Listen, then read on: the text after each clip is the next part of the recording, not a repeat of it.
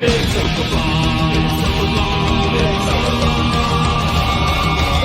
night in with MauLer and the drinker, getting trashed with the web screen dinkers. A cheap night cause I'm feeling kinda thrifty, got a 10-pack of beers and a bottle of whiskey. Hop up the cork, have a glass of wine, cause they'll say I'll be fine. Trouble walking in a straight line, but pour me a Pinot Noir. It's open bar with our hosts, MauLer and the critical drinker.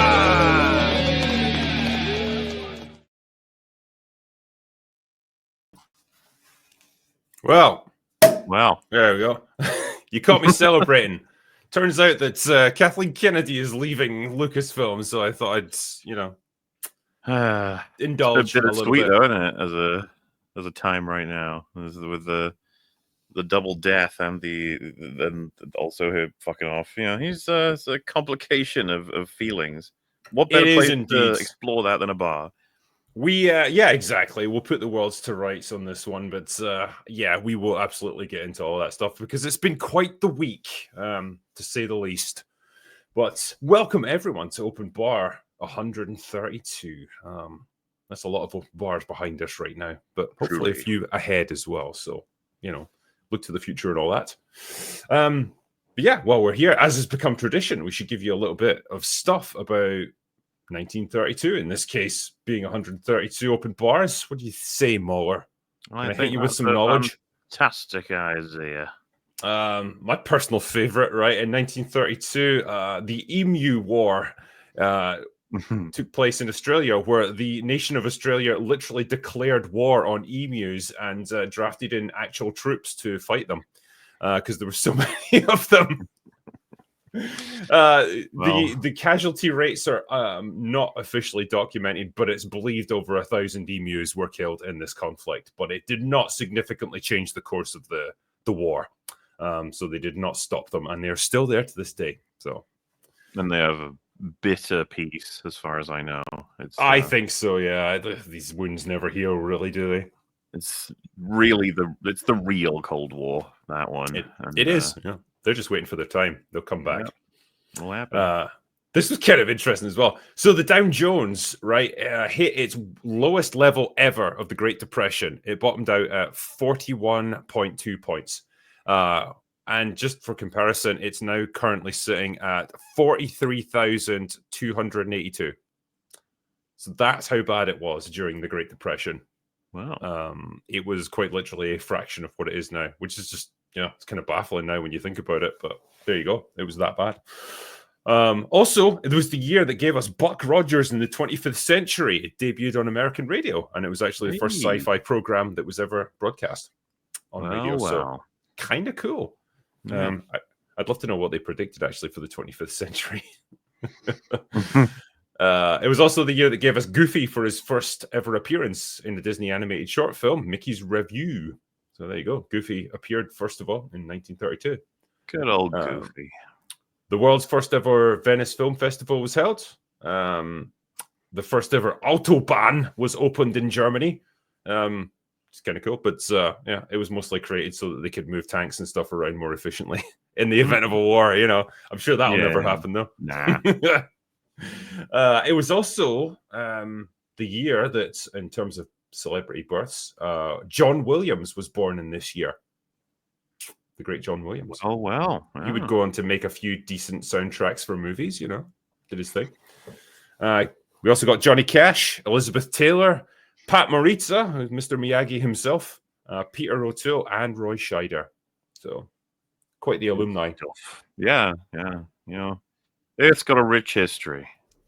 And just in case you were curious, the biggest movie of the year was The Sign of the Cross, which was a historical epic made by Paramount, and that made $2.7 million. A mighty $2.7 million. So, yeah. My favorite fact is still the Emu War, anyway.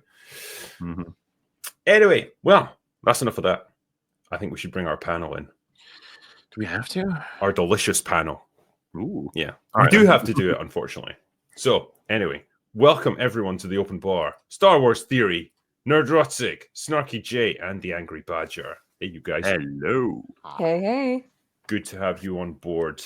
And Well, I do want to get onto the Kathleen Kennedy leaving Star Wars because that's good news. But there is a slight bit of bad news this week. The great Gene Hackman had passed away at the age of 95. Yeah. Which is sad times. Obviously, he'd retired quite some time ago, so it's not like he was still, in the movie business. But he had one hell of a career, spanning what was it, about 50 years? I think he'd been 40 years that he'd been bought back from the 70s up till the 2000s, which is pretty darn impressive. Yeah, and it just goes without saying, one of the most legendary actors of all time. He just he nailed every performance he was ever in. Super memorable in so many different films, and just kind of a impact on multiple generations. What a legend! Yeah. Right after Michelle Trachtenberg too. I was just going to say that, yeah. Kind of at the other end of the spectrum, obviously Gene Hackman passing away at the ripe old age of 95. Michelle Trachtenberg dead at 39. Yes, another tragedy as well. I think that was like liver failure, wasn't it? I think they've listed that as. From the family declined an autopsy, apparently. Yeah, so... there's no record of any. They said she had liver replacement surgery, but there was no. We'll never know. She did not look healthy. No, she didn't look well. Right. Yeah. So something was going on for sure. And the Gene Hackman thing is getting weirder. I don't know how much we can trust. But yeah, I mean, Badger was saying to us that they'd found pills with his wife, and it all sounds a bit. They'd have been there for tragic. a couple weeks, mummified in the feet and hands, and it looks like he fell. One of the dogs died, but two of the dogs were still alive. So a door was cracked open, so it couldn't have been carbon monoxide poisoning, which is what I thought it was at first. Yeah. So yeah, and I don't want to speculate too much because obviously stuff that hasn't been confirmed yet. But it's all from the New York Post, so it all has to be true. Okay. Oh, of course, yeah. It just sounds tragic, the fact that they could go weeks without people checking on them. At that age, you just think, man, like, didn't they have friends, family, people that cared for them? But it's sad, but like it shouldn't detract from like the incredible achievements that Gene Hackman had in his life and his career. And, what's his best performance? I'd have to seriously think about that. It's genuinely like half impossible to answer that question. Yeah. Crimson Tide does come to mind, but I love him in Crimson Tide. I just think he projects so much authority, and that movie is a fascinating exploration of the burden of command and different points of view, and how you can have different points of view in a movie and have neither person be strictly right or wrong, and just make it an interesting story. Yeah, it's neat. Yeah, wish they did more of that. Otisburg. Yeah, so Lex Luthor, obviously. Yeah, I was growing up. I watched Unforgiven and Quick and the Dead over and over again. Yeah, he's the bad guy in both, but he's fucking great at both. Were they just like replicating his? Like, because he'd done Unforgiven just a couple of years before that, where they just like, let's bring in Gene Hackman again for Quick and the Dead, because he did feel kind of similar in that. He's a good guy. I'll actually say like I really feel like there is a bit of a difference. Lil Bill is almost the good guy, right? Like in Unforgiven, it's complicated. It's about POV. He's the character who's trying to maintain order, and it's enough. It's insane that people can just come into his town and kill two people and not respect the law, right? He's the only character in the entire movie who's 100% honest as well, which is kind of interesting. He's rock solid, and I love his like realization of what his fate is. Like, he was in the whole film writing his own story, knowing that he was the person in the right. He was almost the hero. And when he realizes he's about to die, he can't believe it. And doesn't he say like, I don't deserve this? And Clint Eastwood's just like, deserve's got nothing to do with it. That film's amazing. Killer line. Damn, I really want to watch Unforgiven again now. Yep. But anyway, rest in peace, Gene Hackman, and Trachtenberg as well. Sad times, but Well, anyway, on a slightly lighter note, Kathleen Kennedy's leaving Lucasfilm, apparently, according to all the rumors. And these aren't just like rumors from Mike Zero. These are actual, reported on by the mainstream media. And it seems like it's fairly legit this time. Are you guys sad for that? Are you guys going to get over it? Like, no more Kathleen Kennedy running Lucasfilm? How do you feel? I just feel like it's not going to make a difference, really, broadly. I don't think we're going to see much of anything change. No. That's a bigger discussion, I think, about who's going to replace her and what do you do with all the underlings that she's brought into the company? Because I don't think she's leaving. This is just one news site, Puck, and then everyone has reposted Puck. But then CNN also said inside, it's all do that she's not leaving, and it's all speculation. Gary, don't you think somebody else would have said something? She's been retiring every year for the last 5 years. Yeah. So when I looked into this, because I know Puck is the one who first reported her contract was re-upped when the first time everybody was going around saying she was fired, and I even called Ryan, and I'm like, dude, I remember Puck saying she was going to leave a couple of years ago. So I found it. I subscribed to Puck News. What I found was the headline that was dated October 2022. But when you click on the link, it's the new one. But so I don't know if it's a mess up with the site or anything, but I'm like, well, maybe it's a Mandela effect. But I remember hearing about this. And I remember even Campia was saying the same thing too.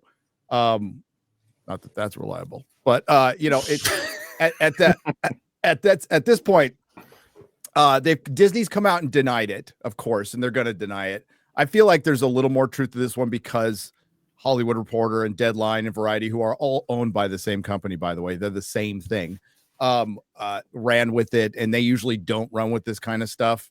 But it like nobody should be celebrating.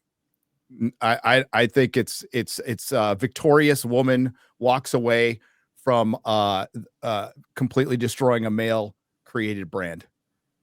And we'll get accolades and flowers and trophies and awards and parades. And they'll give her, maybe she's already got a star in the Walk of Fame. Maybe they'll give her 5 more. And Hollywood will erase her.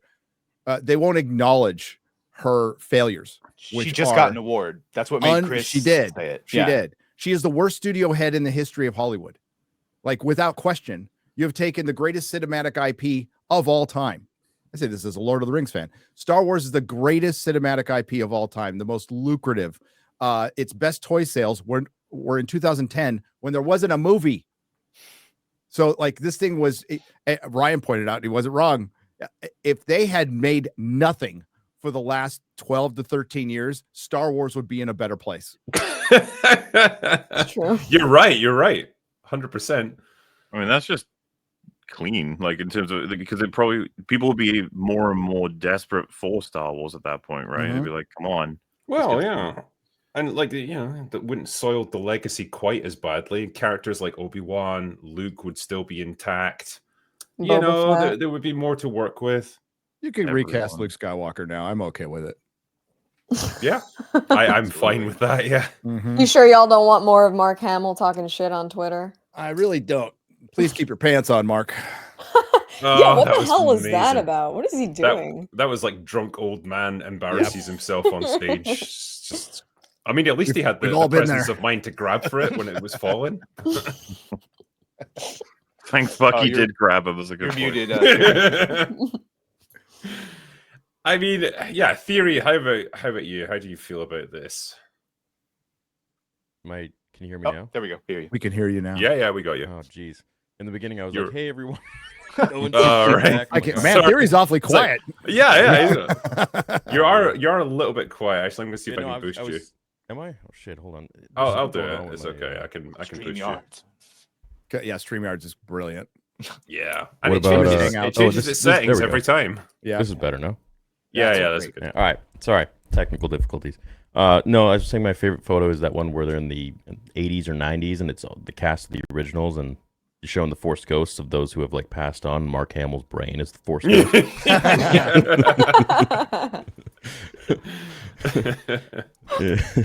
Yeah. It was hard for me to kind of differentiate, actor to character. Like, it was okay, but he just keeps pushing it, man. It's wild. It's hard to see anything else now.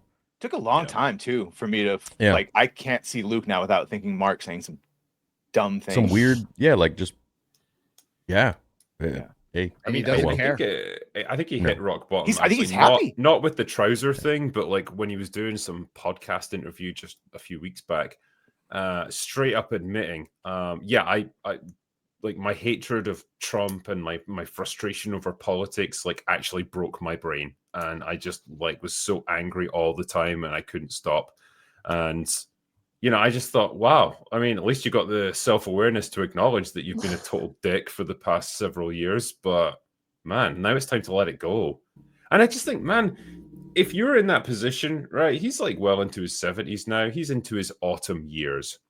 This is the time in your life when you should just be enjoying yourself, enjoying the fruits of your labors, just like reminiscing about Star Wars and the things you've accomplished in your career, maybe trying to mentor the younger generation of actors. Instead, there he is, just like howling into the void. What is he accomplishing? He's just like alienating his own fans. Then he stormed off in the huff and he left Twitter. Great. Oh, did he? I don't think he's on Twitter anymore. He's on like I don't know where. Blue Sky, He'll be back. He'll do a Stephen King, yeah. Isn't this the same guy who literally wished Carrie Fisher, the late great Carrie Fisher, a happy birthday by just saying like she hated the Orange Man as much as I did? Happy birthday! I'm like, I'm That sorry. is scummy, is that all man. this woman meant to you? Like politics? That's a little cringe. Yeah. This is straight in the vein of like, it's like when people talk about video games or movies, and it's like, oh, my favorite character would totally agree with me politically. It's like, fuck off with this. Like, so if Kathy really is leaving, is Filoni taking over? It's the rumor, Sure right? hope not. Good God. He cannot take He can't. over. He can't. I mean, I've been hearing John. Favreau would be a better I would root choice. for John Favreau. He'd too. be a better He's choice. not- But, like, does he want it? So my question is, with Boba and Mando 3, was that all Favreau, or did Kathy come in and like interject all those points? I don't think it was Kathy. I think it was mostly I think it's Favreau. Filoni. No, Filoni. Yeah, Filoni had a much bigger hand in in season 3 of Mando. And who's this Reg one lady? I think she left, but that was supposed to be the heir apparent. Is she still there? Yeah, she used to be with Bad Robot. So no. Well, that's a good pedigree. Yeah. Yeah, no. There's so much rot. It's like impossible to get it out. This is what I mean. All of them. You need Doge or something to go in there and just fucking fire everyone. Take an absolute scythe to that place, and get rid of almost everyone. Get rid of anyone who's got the pronouns in their bio. Get rid of every activist in that fucking company and start afresh. Try and bring back as many of the old hands at Lucasfilm that were forced out as possible. Yeah. Like the idea that you're like wiping out the pronoun people, that I'm with you, and there's a guy like, I don't have any pronouns in my bio. And I'm like, you're going too, mate. You were a part of it. Yeah, you're still a dick. Pronoun and bio adjacent. Get out.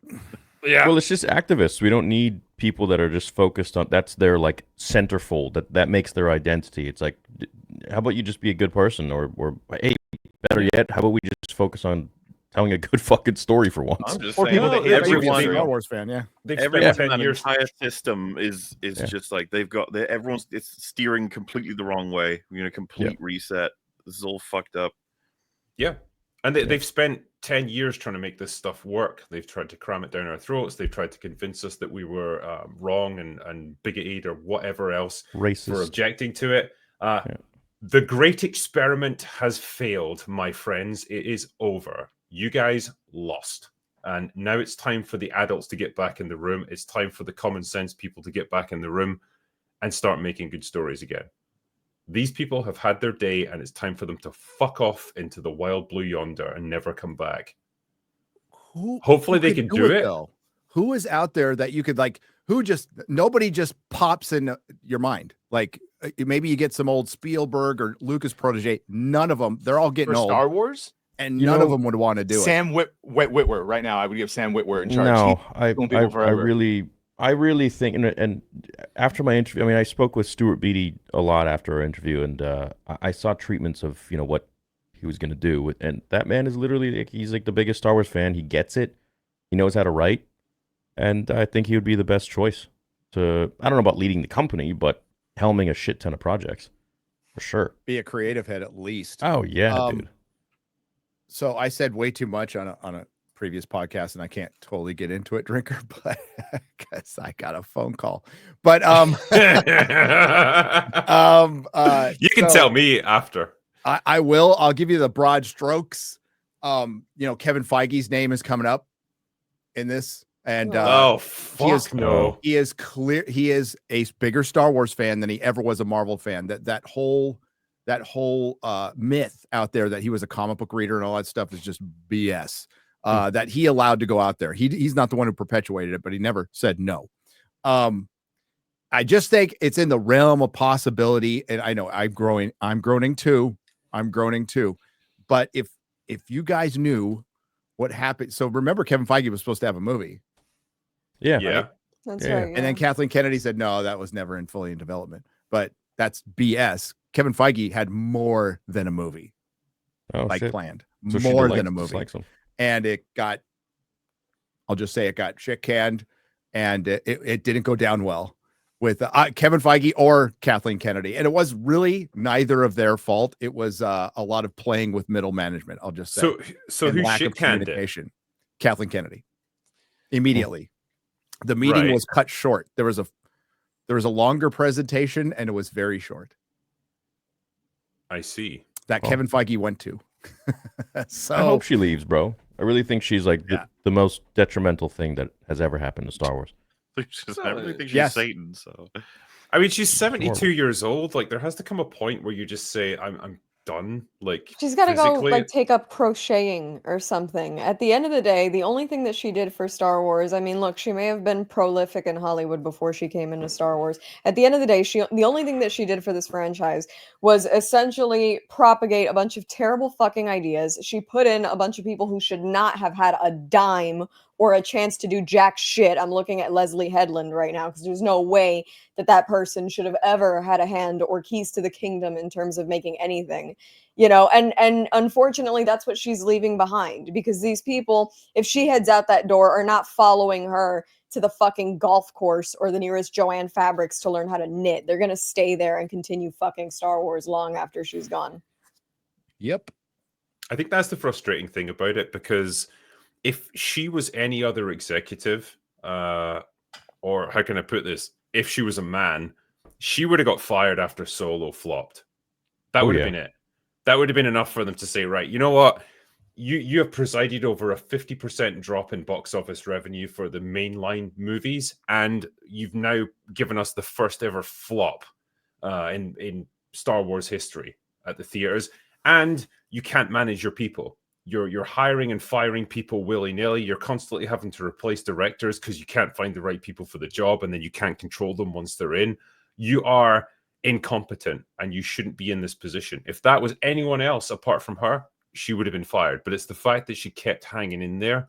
I think that's what really boiled people's piss, because it's like you're not even accepting responsibility for your own fuck-ups. You're just going to your premieres, you're smiling away, you're acting like everything's cool and everything's amazing, and you're getting all these puff piece articles written about how you're the best producer that's ever lived and the best studio head, and it's all nonsense. It's all a fabrication just to massage your ego.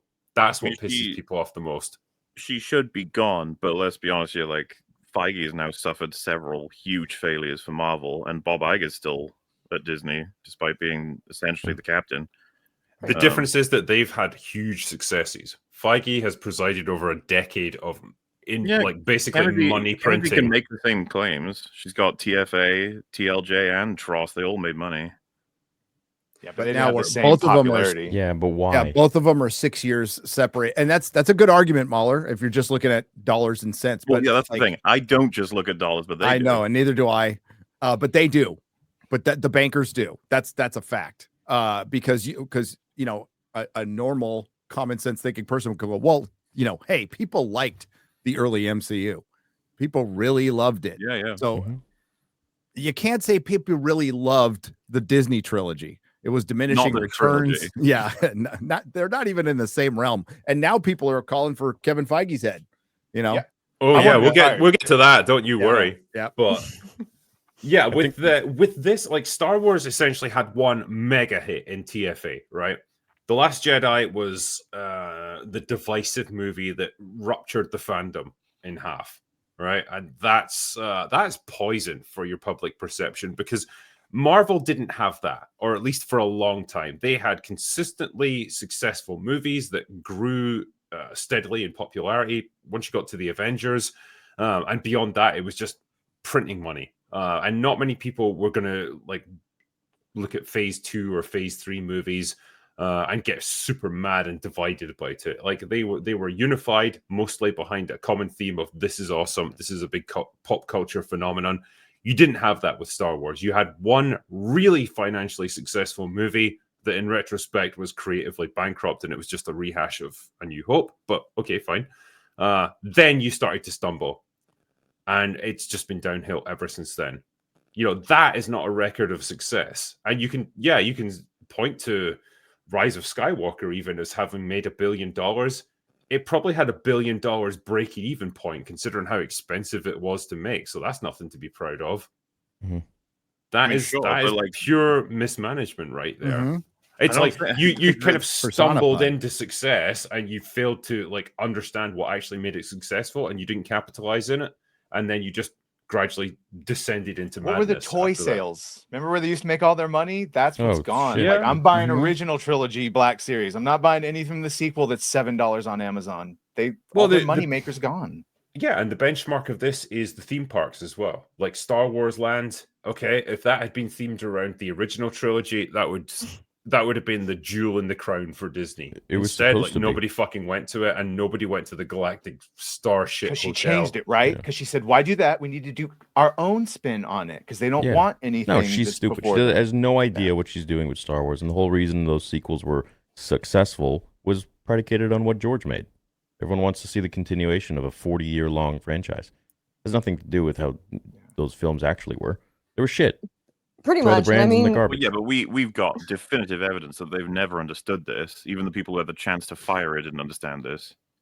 Well, the Acolyte failed, and they don't understand that either. That's from. There's no. That's they 'cause never, we're all bigots. it No, it never wasn't. should have been fans. able to get the Acolyte. It never should have been able to get to that point. That's absolutely fucking nuts, especially this late. Like, how could you have this many fuck ups and still allow the Acolyte to happen? How is The that Acolyte had been in Oh, no. development since 2019, apparently. I didn't know this. I Yeah. thought it was much more recent. And apparently they really thought this was going to be a big hit. Like they put a lot of their expectations and a lot of their resources behind this show, like advertising and stuff. And they expected to get multiple seasons and movies out of this. So I asked ultimately. Bo DeMeo. We've had a couple long hour streams with him talking about all the things with X-Men 97. I was like, did they actually think that this shit makes money? Yes, they actually thought pushing it was going to make them money.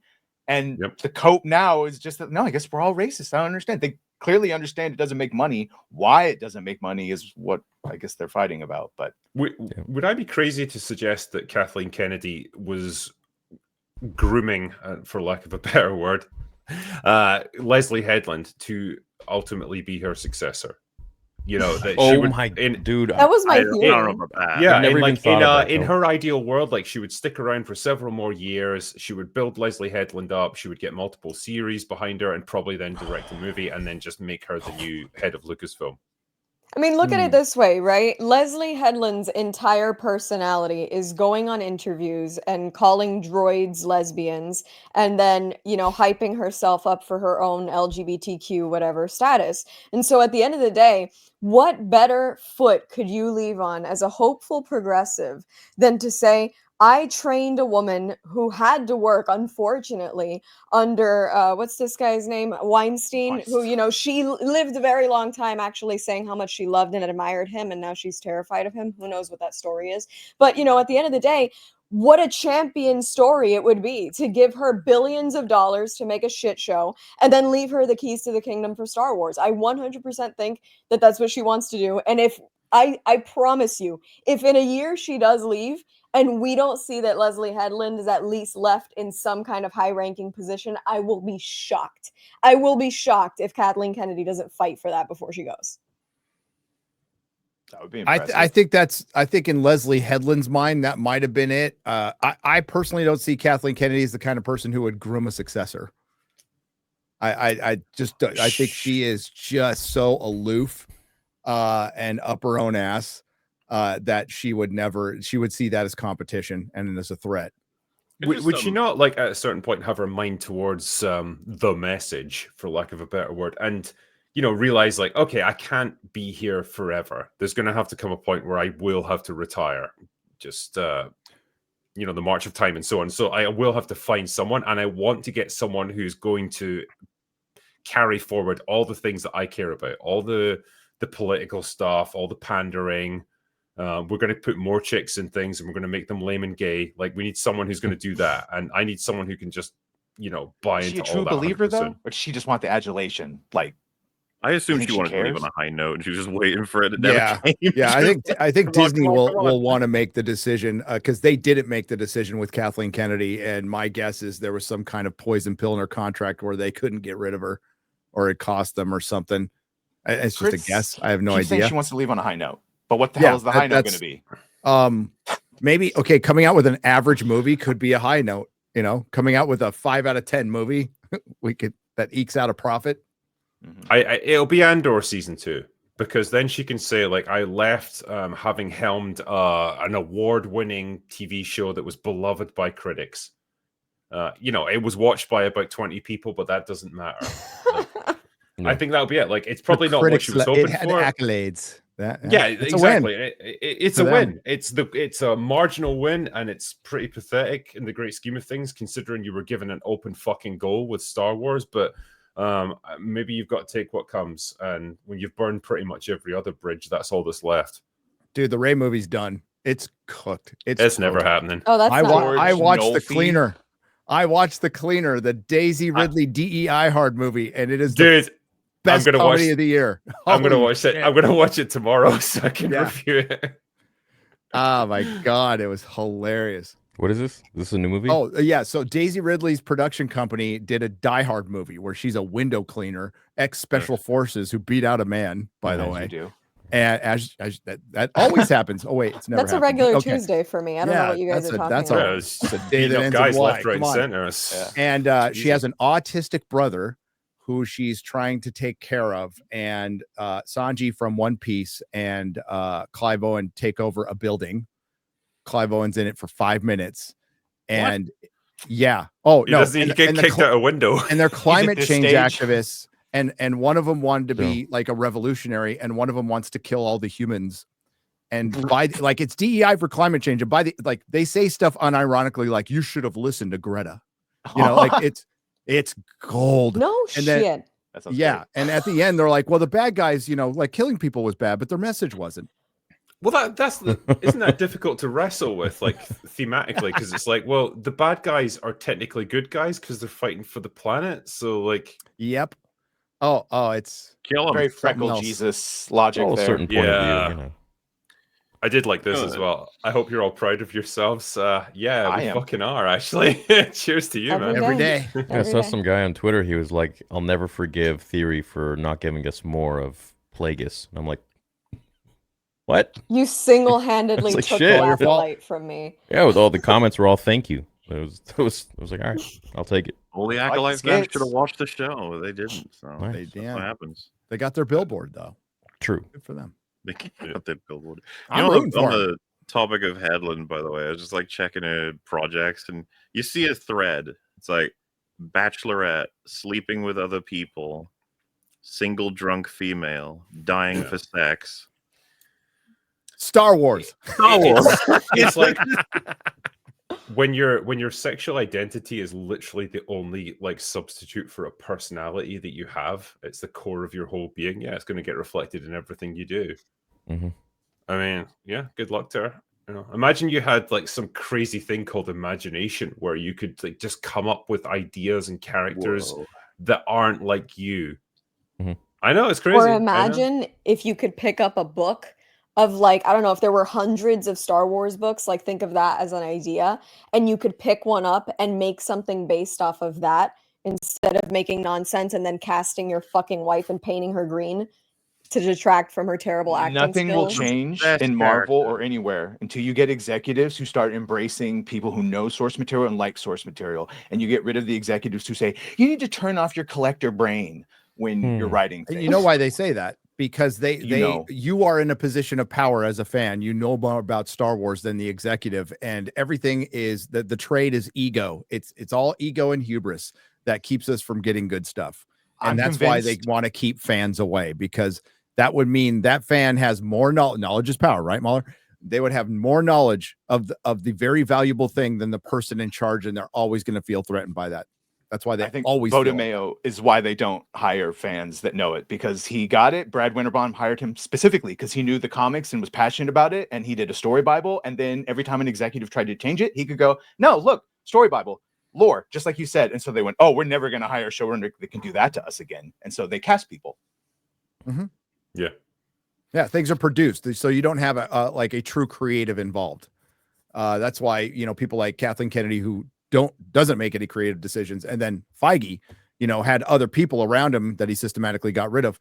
You know, that's why they cast these directors and writers based on their identity. They don't listen to them. Believe me, you talk to Bo DeMayo, Drinker, and I have talked to a couple of people who felt completely fucked over by them. And used over their identity, and that list is growing. Very common. Yeah. Can I just read out a couple of super chats, because there's a few 50s and 100 that came in while we were doing this. I don't have the applause thing to do it. Like, Gary, can you help me out? I'm here for you, buddy. Thanks, man. Really need to invest in a Stream Deck one of these days. Anyway, Fear the Tardo. So this guy's got a very unique way of doing things. Hi, Christopher Drinker and Rest Open Bra. Tardo, fucking hell. Tardo wants say hi to Sharpie K. Be big fan. Admittedly, Tardo not know what happened in videos because be distracted by chest cushions. Sorry, Sharpie. I got lured into this one. Sorry, Sharpie K. Anywho, Tardo assume make good points. Lock it in. Yay. Yay. I mean, Tardo, we love you.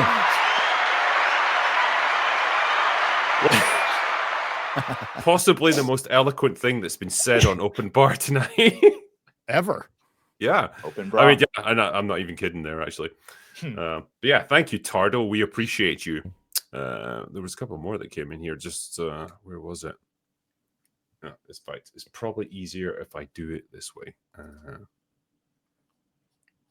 Boom, boom, boom. Talk amongst yourselves for a couple of seconds while I do this. Start humming elevator music. Yeah. The Jeopardy theme. Oh, yeah, there it is. Dawn is gone, MauLer. Let's talk about Oh, I actually wanted to check on MauLer. That had to have hit him. that. Yeah. Well, Looks like she a- almost certainly would have been in the reboot series Yes. as well. So it's I mean, I'm not trying to fucking start a whole conversation on that front. know, But yeah, that's it's very, very sad. It's especially being she's like the youngest significant cast member. So Yeah. you know, all of them knew her. It's just a tragedy. Sarah Michelle Gellar put out a really, really kind word on Yeah. her, I guess, Instagram or whatever. But yeah, very sad. John Gates here says, they lost the next gen. I went to the huge Lego store at my local mall around the holidays. All the Star Wars sets were Lucas era except for one Razor Crest. Barnes & Noble had Star Wars toys on the back shelf with Harry Potter dominating most of the store. Facts. That is facts. It's more than just anecdotal. Like Harry Potter dominates Star Wars now. It's Absolutely brutal. Because Star Wars was the brand for kids, wasn't it? I mean, you had everything. Mhm. You know, you had the Lego sets, you had the action figures, you had the ships, you had books, games, board games, everything for Star Wars. It's the most normie friendly science fiction. I'm not trying to simplify it. It's just a fact. It's the most normie friendly science fiction ever made and ever will be made. Most science fiction is niche, and you had Dude Bros getting into Star Wars and generations. And he's not wrong. Like Star Wars is now going to face what Star Trek has faced.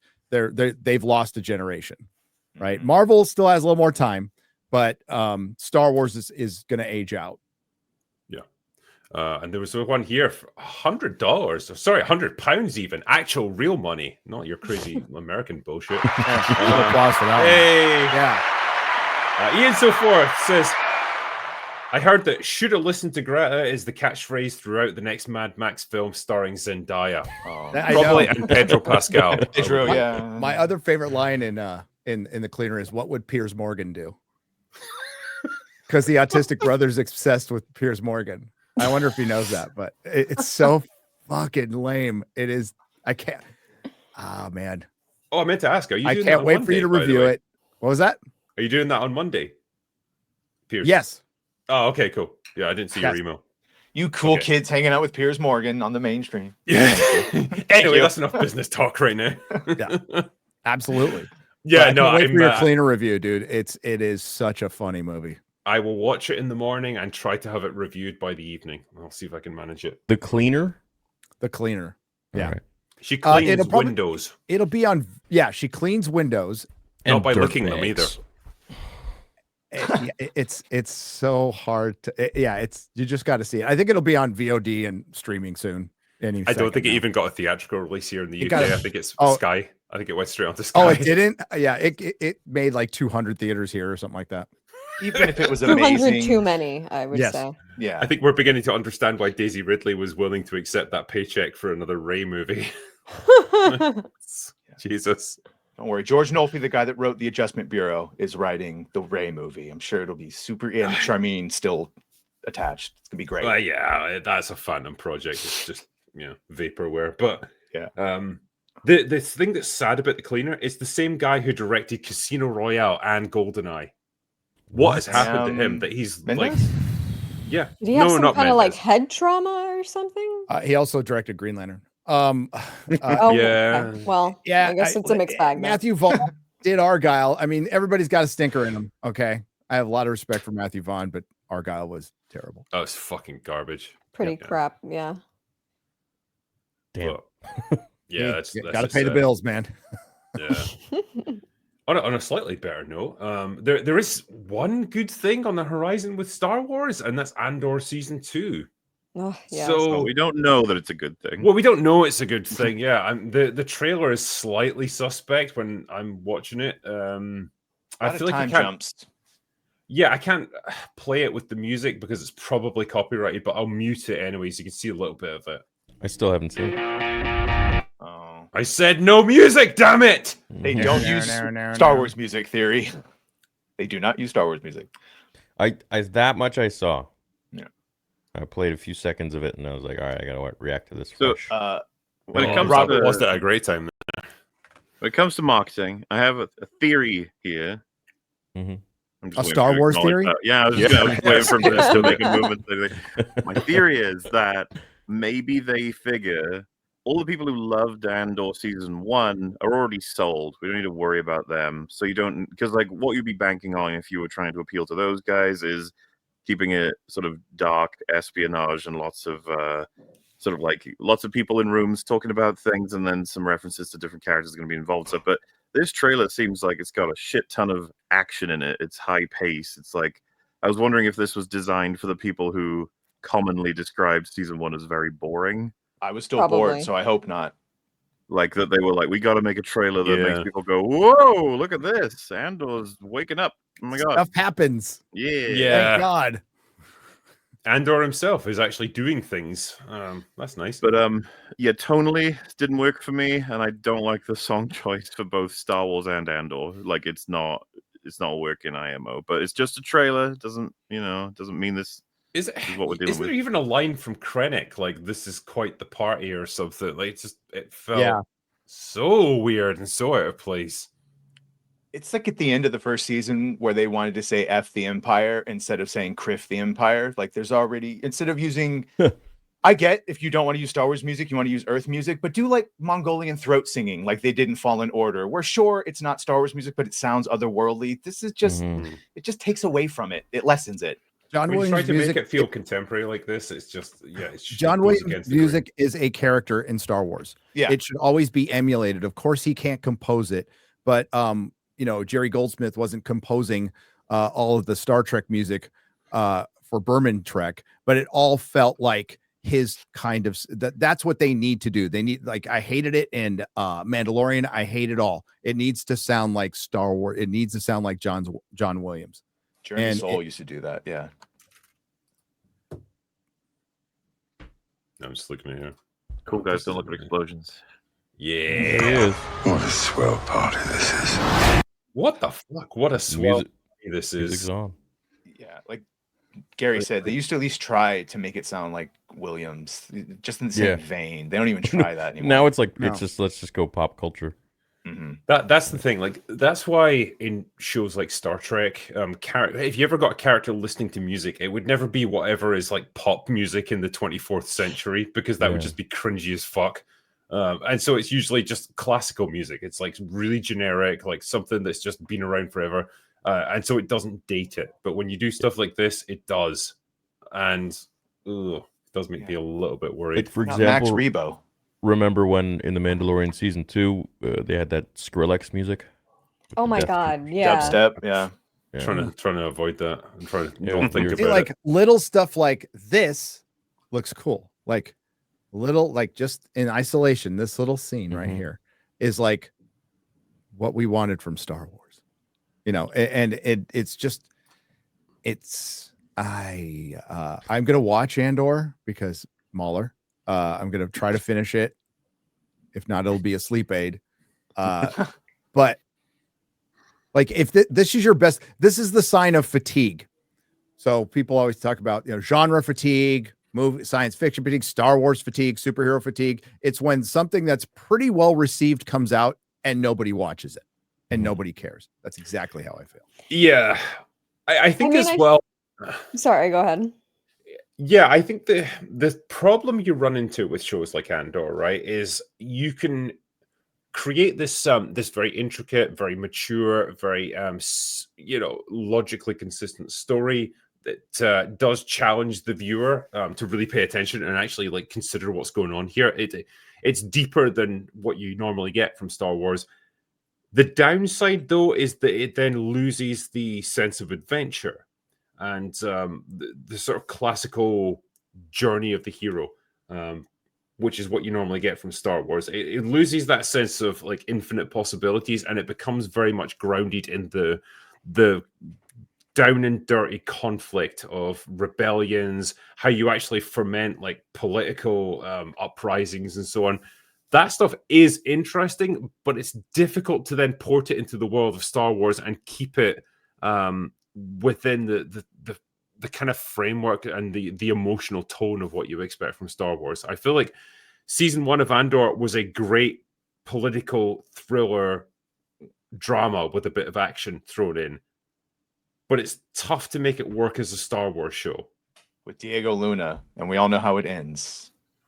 It's the thing. Yeah, and that's part of the problem as well. Spoilers, isn't it? man. Yeah. Vader. He Vadered. I still maintain the only reason everyone loves Rogue One, and they all say it, is the Vader scene at the end. If that was not there, Yeah. it would not have nearly the love that it gets. But I think George Lucas himself described it like Star Wars is a soap opera. It's a melodrama. All the dramatic elements are heightened to the point of it being like a soap opera, but just played out on a galactic scale in a sci-fi setting. Which is, you can argue the merits of that as much as you like, but that's the essence of what made Star Wars the enduring pop culture phenomenon that it was. And it's difficult to port it into these different genres and keep that essence. All right, I reckon I got a bit of an adjacent take. I think it's a combination of elements, right? If this thing had come out maybe around Rogue One, like maybe right with it, probably would have had a way better chance. The TV shows have not done well anyway, right? Like Mandalorian. Was Mandalorian season 2 the last one that did well, or can be said to have done That well? ending, Well received. Yes. Tales Well of the received, Jedi, yeah. I think. Yeah. But So I mean, you have that's animated. that, then you I mean, have Skeleton Crew was nice. Well, that's another one. Like, I enjoyed it. Nobody cared. Yeah, Nobody it's cared, yeah. people watching Yeah, it. no one cared. Yeah. So like another problem for Andor is, I don't know, the marketing didn't people weren't talking about it at all. The first arc they ran with, which is the one everyone took a chance on, just didn't hook people. It was like a serious problem, especially considering what most people talk about with Andor is the prison arc or the heist arc, which a lot of people didn't see at all. My or co-host even stopped heard at of. 6 episodes. I was like, please just watch. He's like, I shouldn't have to watch the 7th episode. I was Yeah, like, but that's the best arc. And that's the thing. It's all like it's all just going to make it collapse. And I don't know, like could it have fit in? It's like maybe at a different time, but like right now, I have no idea what Andor season 2, like what its success chances are. I really have no clue. Did you see the release? 3 The- episodes a 3 week. episodes per week, yeah. It's a year jump. It's an era per week, right? That's Yeah. crazy. So that's How a many movie episodes is it a supposed week. to be if they're dropping 3 every 12. week? 12. 12. What? Well, that's 12. kind of stupid. I don't That's know. a little movie every week. Yeah. Yeah. That is, You got to sit that's there a for lot an to hour and a get half through. every week. I'm Yeah, gonna be bro. so fucking pissed off if I got to watch 3 in a day, like to do open bar for it. Like, Bro. That's a yeah. lot. And I don't think a lot of people are going to buy into it. And that's what sucked because I was like one of like 4 people that really liked Andor. I loved Andor because I like political shows. I like that drama. I love that, intrigue of and to me, honestly, I know it's a hot take, but I thought it was probably some of the best dialogue I'd ever heard. That monologue that the Skarsgård character gives Yeah. at the end of it gave me chills. I had never heard anything that Yeah. powerful out of Star Wars before. But the problem is that at the end of the day, Star Wars had a really great opportunity to, like you were saying earlier, like it's such accessible sci-fi for so many people.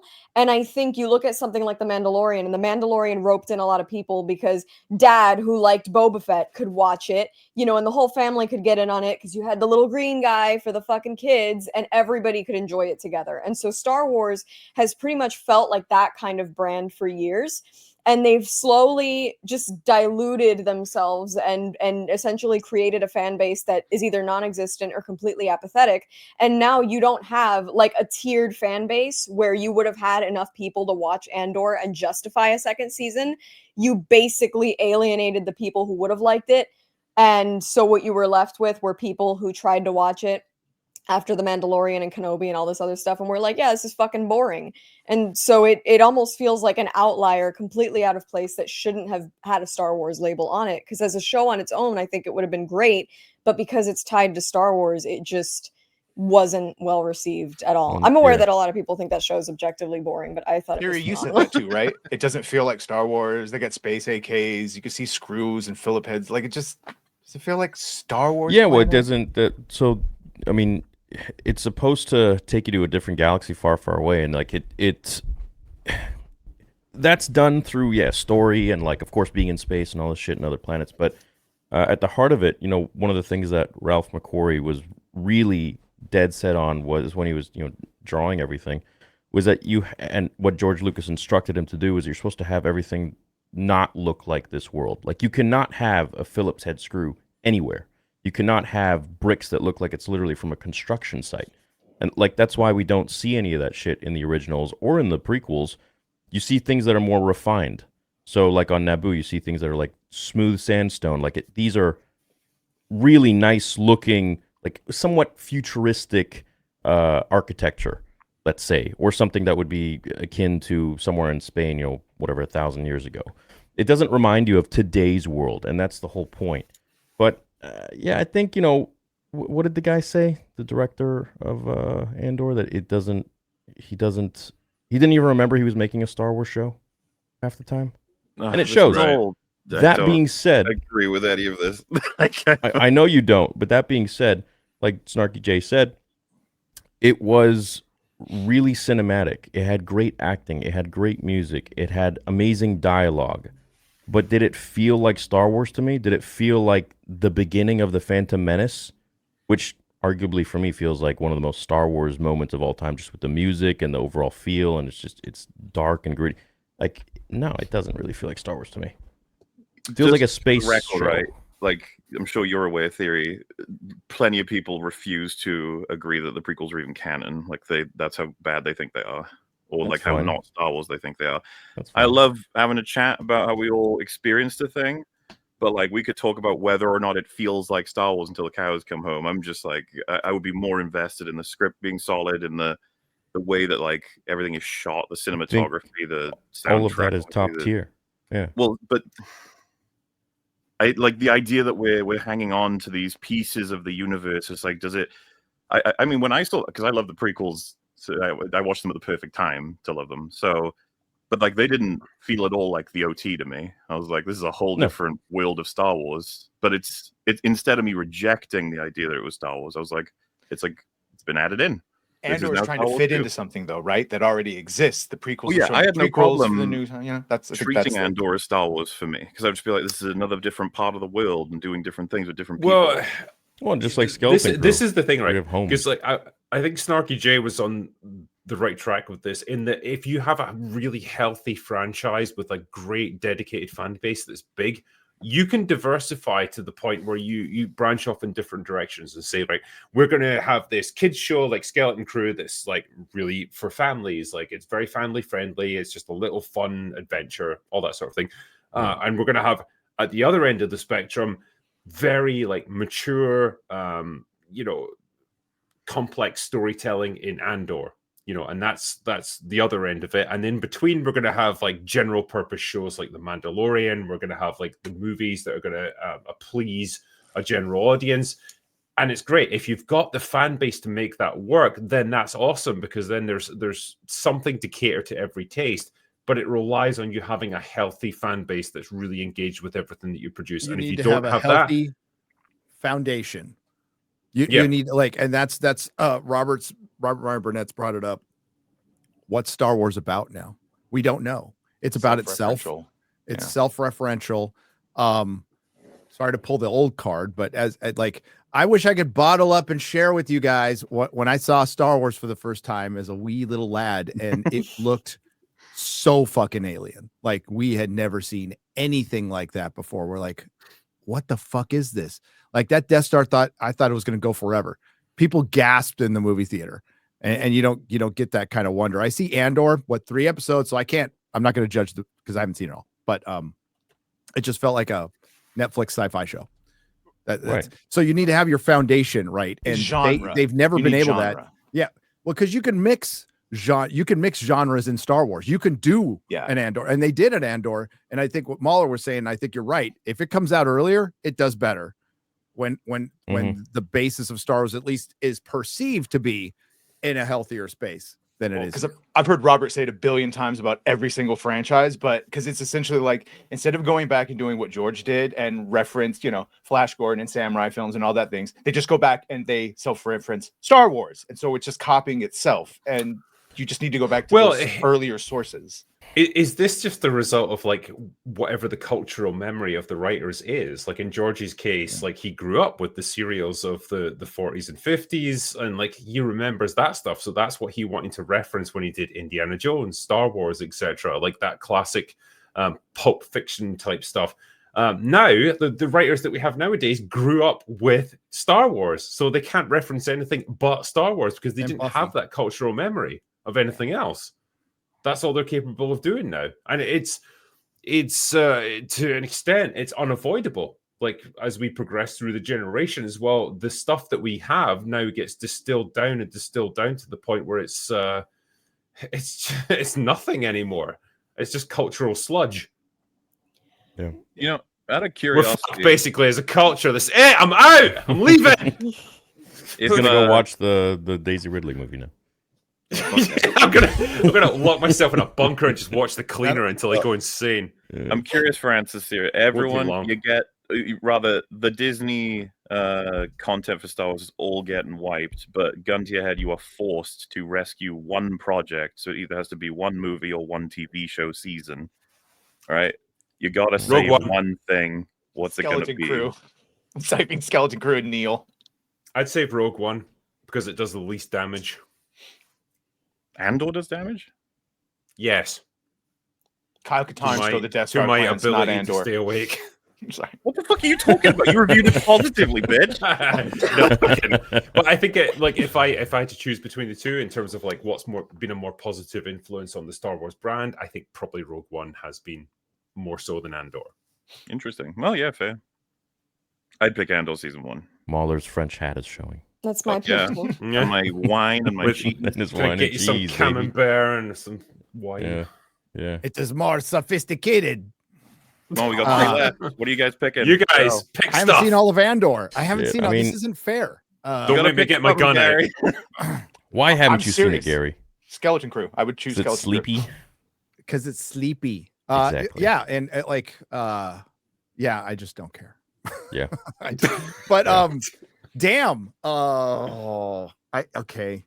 Without seeing Andor, that's not fair. I guess Rogue One, but I'd have to say that this will trigger MauLer. I probably enjoyed Mandalorian season 1 more. No, that wouldn't trigger me. I was expecting you to say Mando first. Yeah, because like honestly, that first episode of Mando was pretty good. If it had stayed with the first episode, pretty fucking good. Imagine that, a Yeah. badass bounty hunter gradually Yeah, building yeah. up his cred and his armor and everything. Crazy. That would have been cool. Everything the Book of Boba Fett should have been, and then they Yep. just emasculated him. That Need more Fennec fucking Shan. show. Yeah. I think for me, Mando 1 or Tales of the Jedi, I think that is like the most true, not the Ahsoka episodes, but the Dooku ones, I think were like the closest thing we could have gotten to George Lucas Star Wars that Disney has ever made. Mm-hmm. Are you excited for Ahsoka season 2? Because that's happening.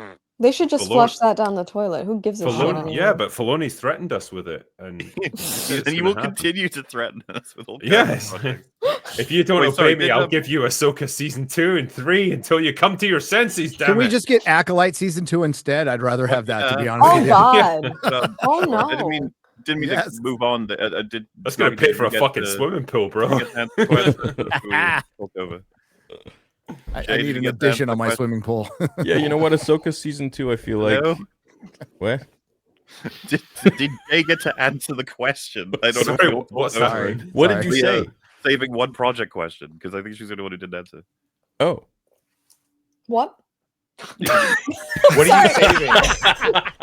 What are you saving? See, this is what She ain't happens when you thinking let about women talk. Jesus. No, you we guys gotta learn? just never let me talk on here. The misogyny, Yeah. it reeks. Terrible. It reeks. I'm turning into a bigot as I sit here. Good. No, I did say I would save Andor season 1 because as much as okay. I wanted to save like Mando, at least season 1 or 2, unfortunately, I think Mando was one of those things that it just devolved into its own hype and actually added to the death of Star Wars as a franchise. So all my Mando merchandise got the axe not that long ago. So fuck the Mandalorian. I would save Andor. As boring as it is, I want my space drama. That's fair. I legit despise Grogu now because I know what he represents. That's Yeah. my whole thing. And the worst part is like I received like 87 of them as gifts. I'm not even gonna lie. Like I thought he was so fucking cute.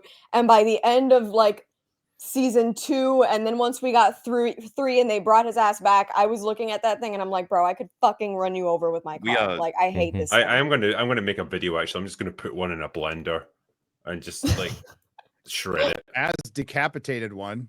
It was was pretty great. funny. He tore his head Nina's- off with his bare hands. That's impressive. He was raged. Nina's response thing, is great. He Yeah. knew we'd be getting years more of that little goblin. It's not going away. We got so many more projects. They're gonna age him up, and then he's gonna become like the main character because Yeah, he's Well, gonna they be Mando can't Jedi. though, because like the moment he talks, the moment he starts saying words, It's he's done. fucked. He's not cute anymore. What are Is they this gonna the do? They're third gonna put a season? fucking helmet on him?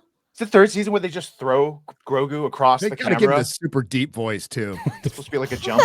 Hey, Ginger, come on over here. Father, Duh, duh. Give him like a southern accent and a real deep Hey, voice. boy. That'd be fun. Come on over here. Hey boy. You get the purdy mouth, boy. the universe. How about that? He's technically older than him, so he could pull Yeah. rank. That would actually be Shit, funny. dude.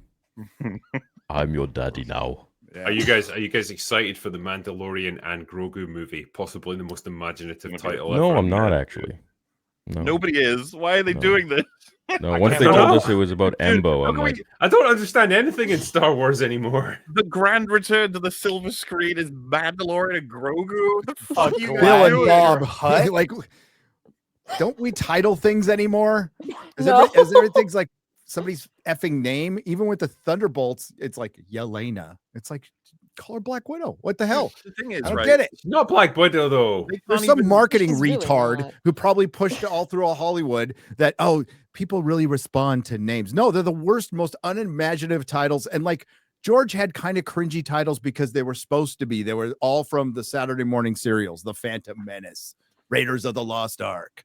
You know, Yeah, Attack of the Clones. You can Attack of the steal that Clones. title, yeah. Fucking Raiders New of Hope. I'll stand by Raiders of the Lost Ark any day of the week. Great That sounds fucking fucking title. awesome. One of the greatest titles ever. I'm It's fired not up. Indiana for an Jones and the adventure Raiders of the just Lost listening Ark. to It's Raiders of the Lost Ark. Temple of Doom. Hell yeah. Yeah, but also you Sounds- can name shit whatever you want if it's that good. You know, if something's ass, like it doesn't Yeah. matter how Well, cool yeah, the but they're name not going to is. know at the time. Like they, with Exactly. Raiders, like they had Hey, no idea if that was going we to be a hit decide. or It's a not. cool if name it's for good a or not. film, but it's a shit film. Hey, Yeah, Splinter of the Mind's Eye is still one of the coolest titles ever. You True. know, Is there any truth True. that if this doesn't make money, the first one, the Mandalorian Grogu movie, that he won't get his Thrawn tie-up movie? I think he's set now. As long as yeah, they'll kick him out when he's it willing would have to remove. Marvels to like pivot. It would have to like bomb like Which the it Marvels. might. If it makes like it might. Even It still, won't. It won't. yeah, You know if how it many makes- people still if it want to makes see that 5 fucking green thing? see, I don't if think it there's enough passes of an 400 audience there. million. You If it do. gets to like 500 million, 550 million worldwide, they'll see that as a I could success. see them- I don't know how much they put into it, but I can see them reducing his creative control, but I don't think they'll ever get rid of Dave Filoni. They'll be like, he's too I useful. He knows stuff.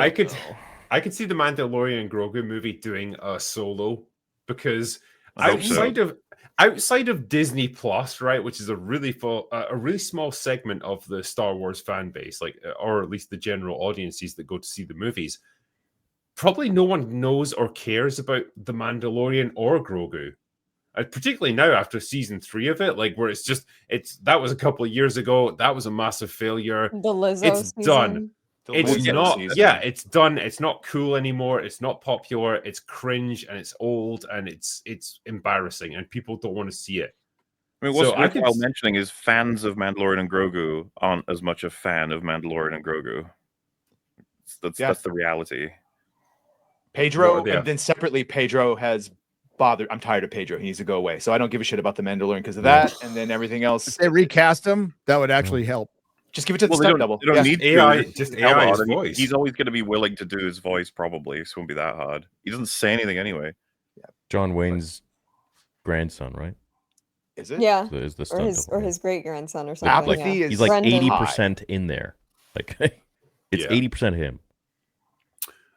There's a super chat from George the Giant George! Slayer, the man who is 2025 is the year that God cleans house in Hollywood and Disney is up first. Goodbye, Kathleen Kennedy, the producer who turned Hollywood into a homeless shelter for gender studies majors. All hail Drinker and the panel.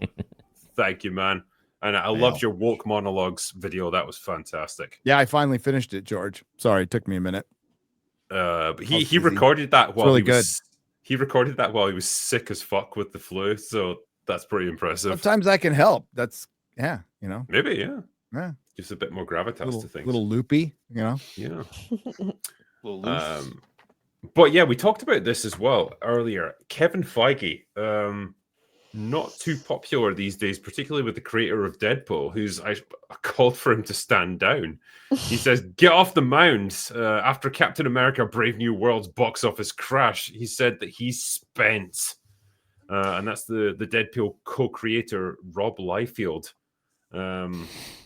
Yeah. I just did a video on that today because he goes further in a podcast. Like he spends the whole podcast pretty much roasting him. His you know, observations, which his I'm observations. and I confused with the different put a- observation. Well, he says- different observations. Yeah. Yeah. No, but he Yeah, like he's- he dials it back a little bit once in a while, but like he lets him have it, you know. And, Well, he and he says- sounds like one of us. I mean, yeah, he says here the MCU is on an extended downslide, which is 100% true. He says this is beyond the trend. It's become the norm. If this was sports, Feige would be removed. The Marvel brand is like Dodgers, Lakers, Yankees, Celtics, coaches that win championships. They're removed a year later when the results are disappointing. And he says 8 movies crashed over the last 3 years. Don't we want better movies? You get the curiosity crowd and then plunge. Very true. It's 100% true, actually, on this one. I Yeah. thought you said Surprisingly earlier based here. that, I thought you said earlier that you wouldn't get removed because of the successes. Me? Yeah. No, I think it's harder to remove him. But like, if you have, say, you have an extended string of successes, which he absolutely has, then you get a few more brownie points when it comes to failures. You get like a little bit more slack. Wow. But if you have enough failures racked up, then eventually people will say, you're probably done. Your best days I mean, are he's behind got- you as a creative. It's time for you to go. And maybe he's reaching that point. He does have No Way Home, Guardians 3, Deadpool, Wolverine, and then probably the Avengers. How much of Fantastic Deadpool Four. and Wolverine was him, though? Well, that's what Rob mentions in the podcast. Didn't even make the cut in my video because there were so many clips. So if you look at Kevin Feige's record over the last 2 phases, he's like 3-9. He's Yep. 3-9. I think it's time to go. And one of those he had nothing to do with. Like Deadpool and Wolverine, right? Liefeld says specifically he had nothing to do with this movie. He just gave Ryan Reynolds and Levy what they want. And this was a Ryan Reynolds movie, you know, Blake Lively and everything.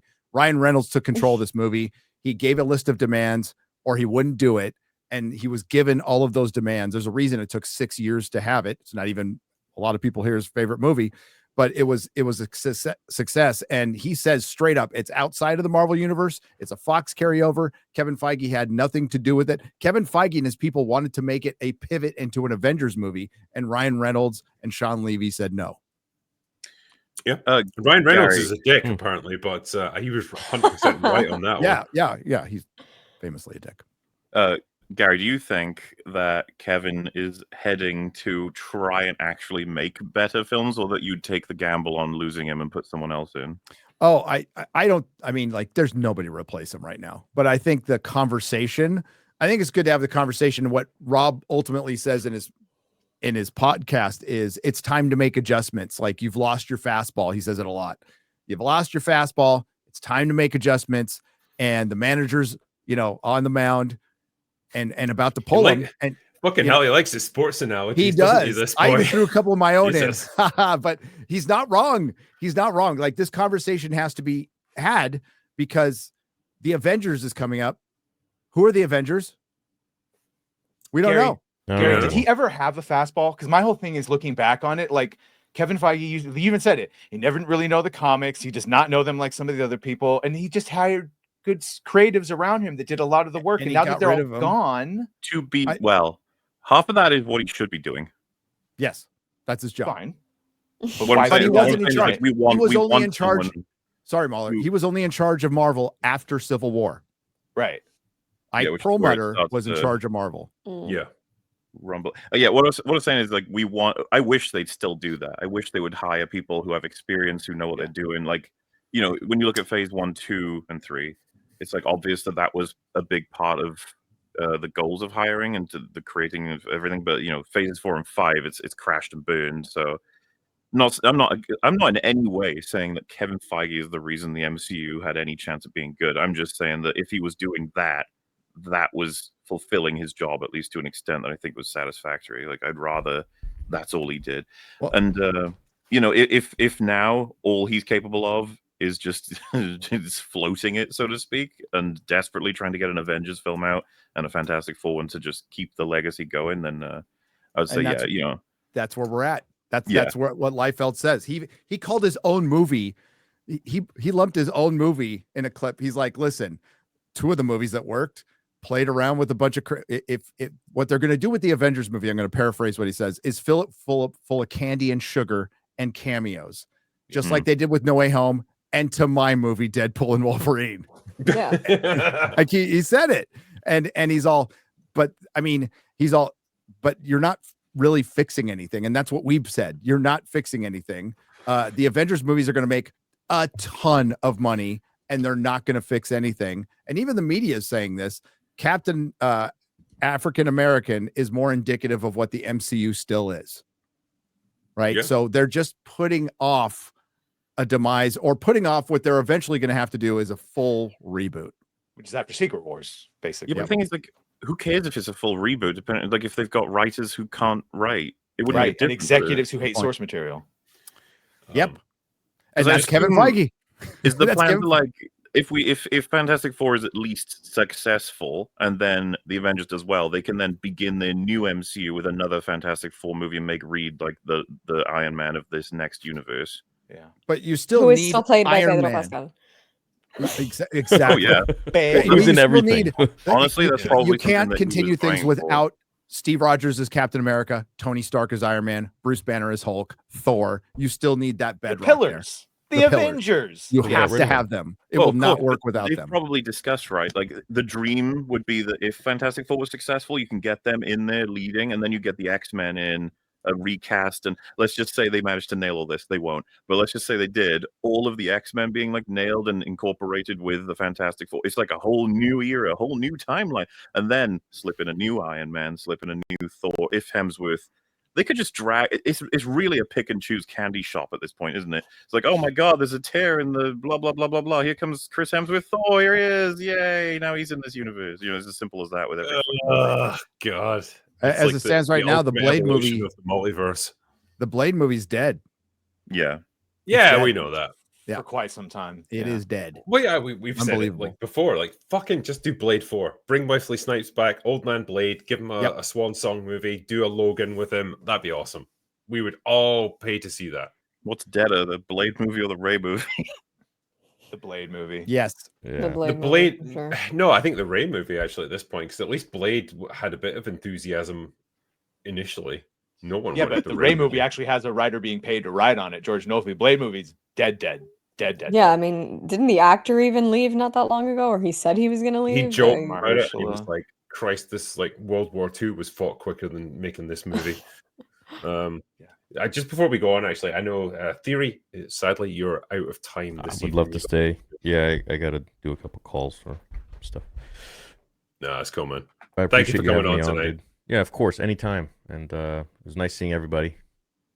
Take No, care, like, man. we, we couldn't have had Sorry, I anyone missed you in else here Florida. to enjoy the demise of Kathleen Kennedy's reign. So yeah, thank you. I had to be there.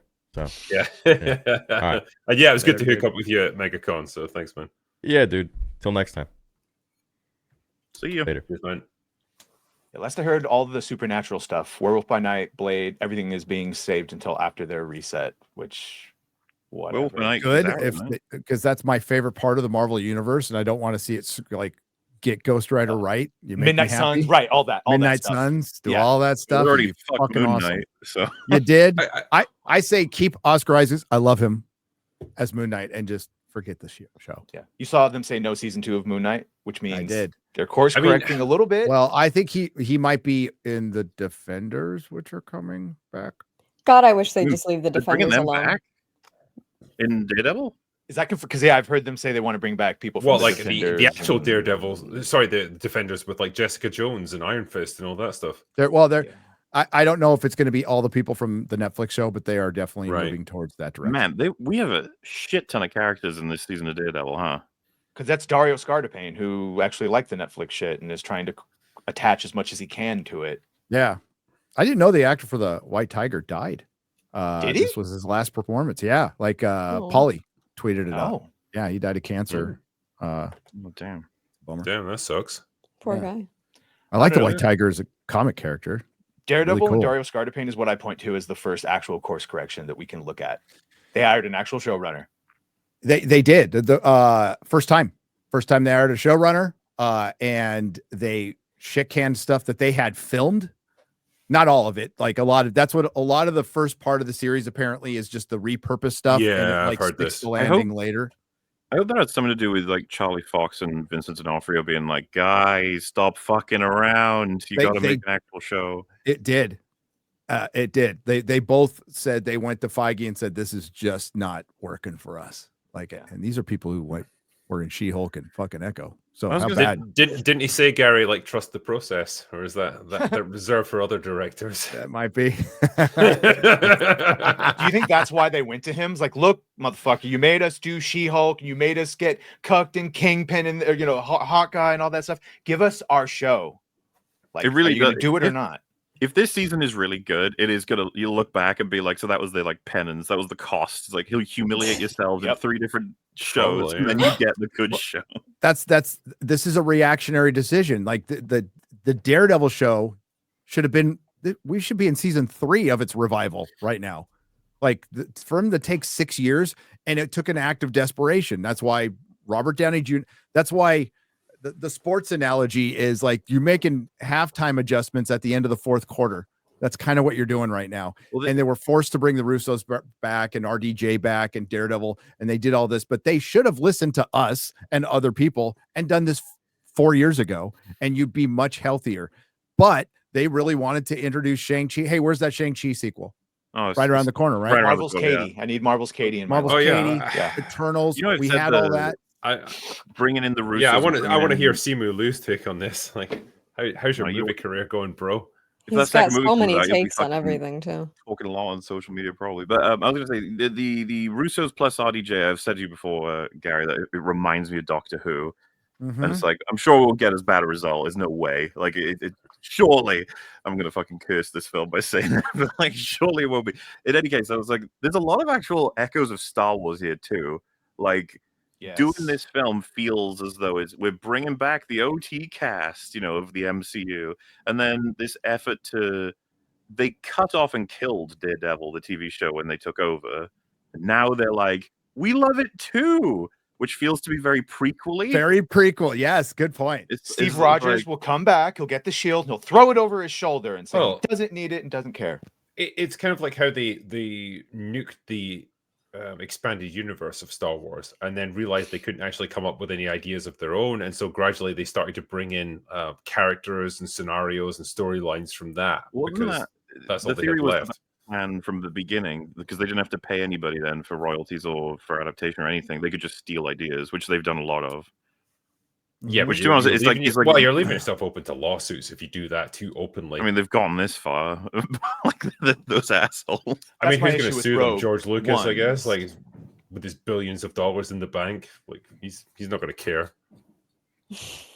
But yeah, like to me, Marvel is just like, well, imagine like the Daredevil season is fucking awful. If Fantastic Four fails miserably, and then the Avengers is just exactly what we expect, like a Quantum Mania MOM type situation. It's just like, fuck, the MCU is this year is really everything. All bets are off, huh? We just have to see how it goes. Ironheart. Can't wait for Ironheart to come out. That's what we're all gonna love. Cheerleading for Ironheart. Yeah, it's I like, love, because I think Gary described it. Yeah, I think they're stuck releasing I think it. Right? Gary Like described Echo. it as like they did everything in their power to like cancel that show, but like they had to release it ultimately, and it's like they're just gonna shit it out as quickly as possible and get past it and move on.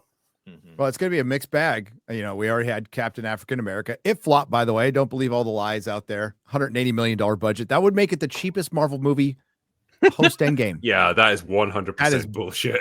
Bullshit. Maybe one of the said that shit, reshoots. Wouldn't their logic mean that the Marvels wasn't a flop, even though everyone knows it was? If you went by the initial budget for that movie, maybe. What? Probably Well, even then, 'cause I think that budget was basically, listed as 250 million. So they're still saying, there's outlets that say the Marvels is the only Marvel flop, which is such bullshit, man. Not true untrue at all. Shang-Chi was a flop.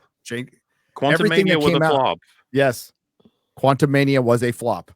So yeah, we'll see. I want Daredevil, but so we got Captain African America, then Daredevil might be good, then Thunderbolts. Who knows what the fuck that's going to be? No one's going to give a shit about that.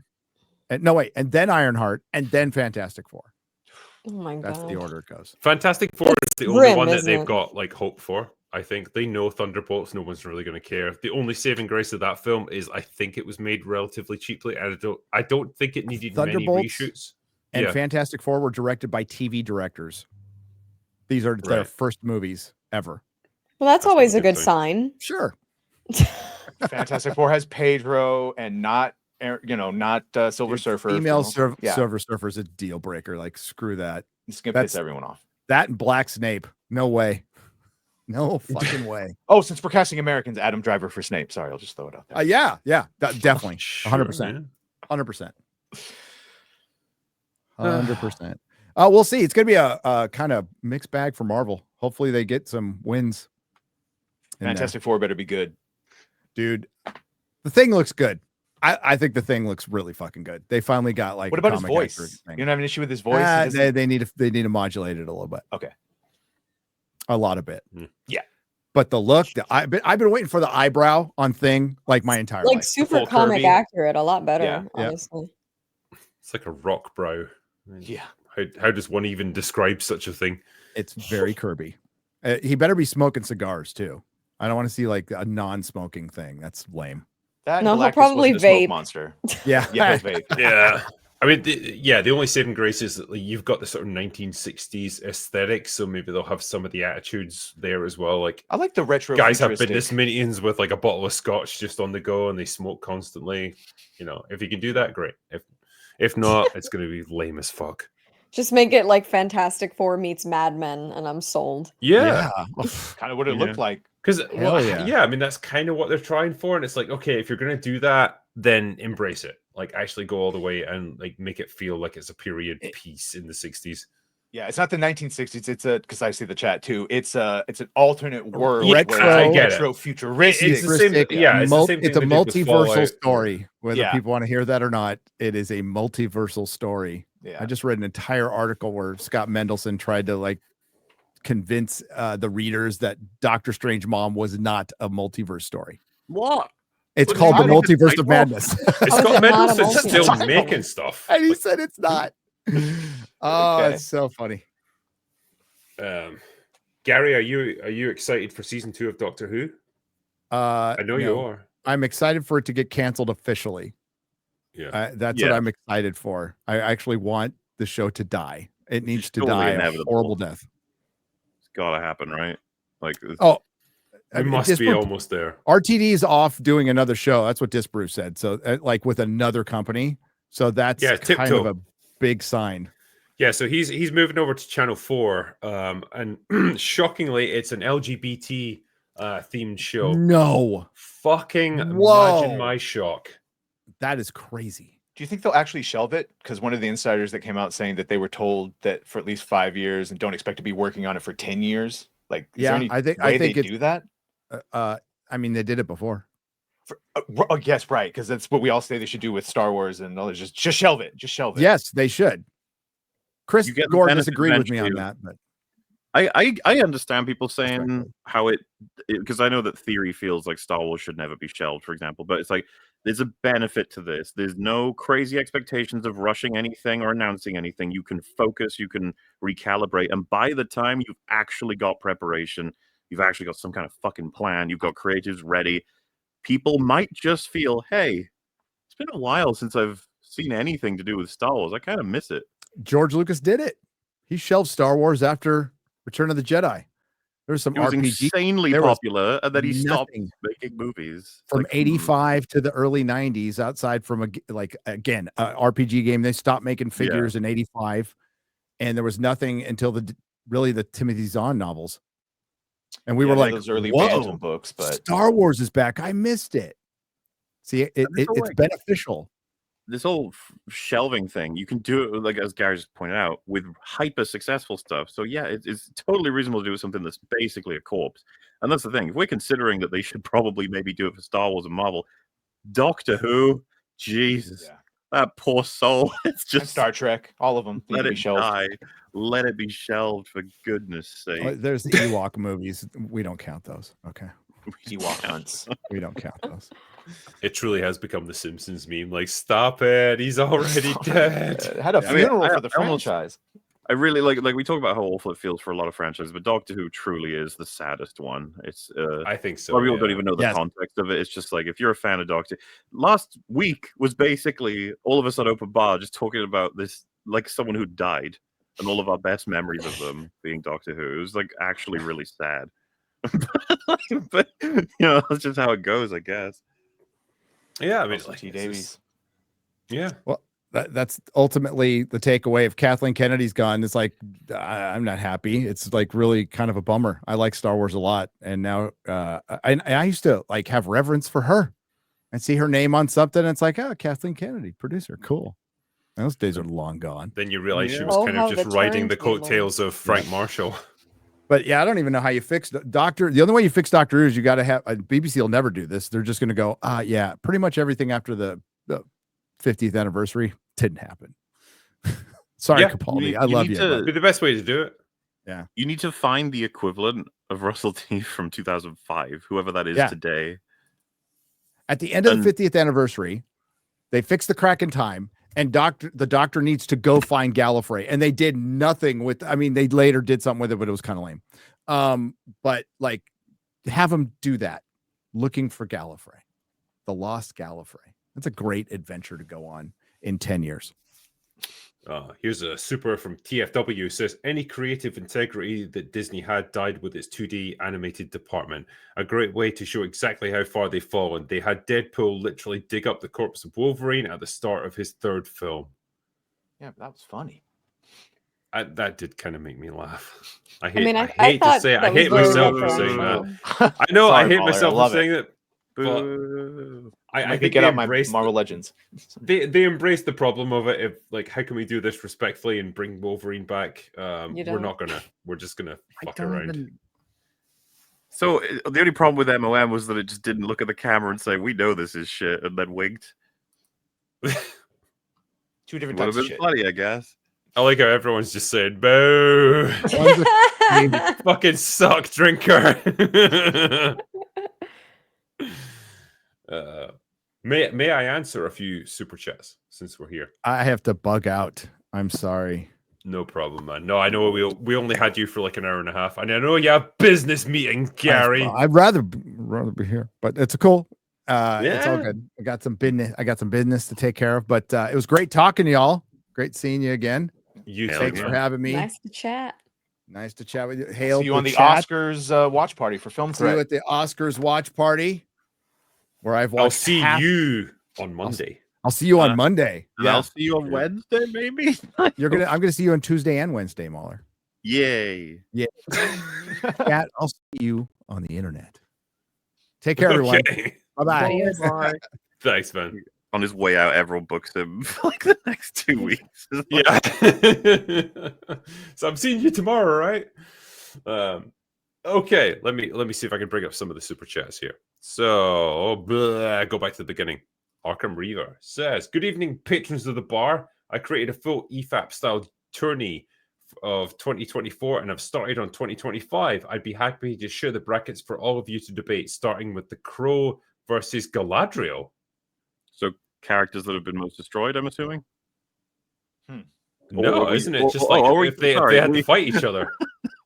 I literally was just thinking about the Crow movie and Rings of Power. Like, I mean, the characters. Okay. So if those two fought, how would we even rationalize this? This is tough. I'm heading toward the Crow, just without thinking further about it for a second. But so Galadriel can, so the Crow can regenerate if you know shoot him or something. He'll just like heal his wounds and he'll be back because he's like essentially undead. Yeah. So Galadriel's power over him would have to be like through the power of the ring to like, I don't know, change his entire perception of reality or something, or changes. This could be a superpower beatdown or something like that for sure. Yeah, I don't know. I don't understand how the power rings work. They're not quite clear exactly what each ring power has.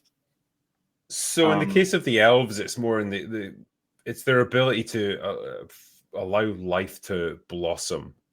So like if you've got the ring, there's 3 of theirs. I think that allows them to maintain like their like elf realms and keep them protected from the outside. Yeah, their elfness, keep them protected from the outside world. Maintain a sort of air of timelessness about like the world that they live in. It doesn't really manifest as like offensive power, so it's difficult to use them for fighting. I think I'm going Crow. So I don't know, man. I'm gonna be real. I don't know who Galadriel is. What? But... okay. Lord of the Rings. You said you were going to do that at the end of February, right? And it's like 27th, right? So no offense, you better get your skates on. See what had happened was the way my bank account is set up. Anyway, I don't know who that is, but I will say realistically, okay, if this Galadriel person, the chat is not happy with me right now. If Galadriel could just attack the bird, then the Crow would be fucked because that's his whole link. The bird. Well, yeah, because the Crow is not called the Crow because he is the Crow. He's called the Crow because of the Crow. So if you killed the bird, then he would no longer have a link between the land of the living and the realm of the dead. So I've seen the movie like 80 million times. It's my favorite thing. I have 2 tattoos of it. So It is. And you haven't seen Lord of the Rings. So one of those millions could have been the extended edition of all the Lord of the Rings. Just saying, how do you choose to allocate your time? Anyway, John Gates, have any of you guys checked out the EU before Disney? I'm 3 books into New Jedi Order, and it's infinitely more interesting and better quality than the Disney Star Wars. I 100% believe you on all of that. Absolutely. Yeah. Not too familiar with the expanded universe myself, but from what I've been told, it's fantastic. Like the Heir to the Empire stuff is brilliant, and yeah, And Disney's one day I aware hope of to it? read it. Because they're all re-released like now because they're the only things that sell is Well, all the old expanded universe. That whole meme of like them canceling the extended universe or the expanded universe, and then Kathleen Kennedy saying it's not like there's books and stuff that have been written to tell us how to do this. We have to invent it ourselves. It's like fucking hell. I was happy when Disney took over. I thought, oh, good, they'll just rip off all the expanded. And no. No. By the way, just because it's fun, people were like discussing just how many crows he could make use of if Galadriel had to keep hunting down and killing all of the different crows that he could maybe make use of to resurrect. I was like, God, this reminds me of this conversation we had. Of like, I think it was like the Mummy versus Freddy Krueger. Oh. And the logic was like, well, surely Freddy's just got to get the Book of the Dead, and then he can defeat the Mummy. And then we were like, would he know about the Book of the Dead? It's like, well, he could find out through the Mummy's nightmares. See it in his dreams. Yeah. Yeah. Well, we were did this like- on Open Bar as well, like for our 200th or 100th anniversary. Sorry, where we tried to whittle down every character from like fiction, essentially. Like we had horror movie characters, like adventures, fantasy, and I think it ended up being like the Terminator won everything by default because like the Thing from the movie The Thing was going to be the winner until we reached the point where it's like it comes up against the Terminator and it's like, well, it can't absorb metal. Yeah. And that just felt weirdly unsatisfying, actually. When you've got beings like Sauron and stuff, then the fucking Terminator wins. Terminator was made sure. well. Yeah. Yeah. And Gene the Revenant says, and so, having drained multiple franchises of their lifeblood, the vampiric Kennedy prepares to slumber until she senses another property to hunt. Bro, what's left? Would that make Kathleen Kennedy kind of like the Jeepers Creepers of Hollywood? Just like every 23 years she slumbers and then wakes up to fuck things up for a little while. I mean, I don't think we'll see her 23 years from now. You never know. You literally never know. It could be worse than maybe. They're like she announces leaving, she gets the replacement, then 1 year later she comes back, and they do like the Bob Iger, Bob Chapek thing. It's just like yeah.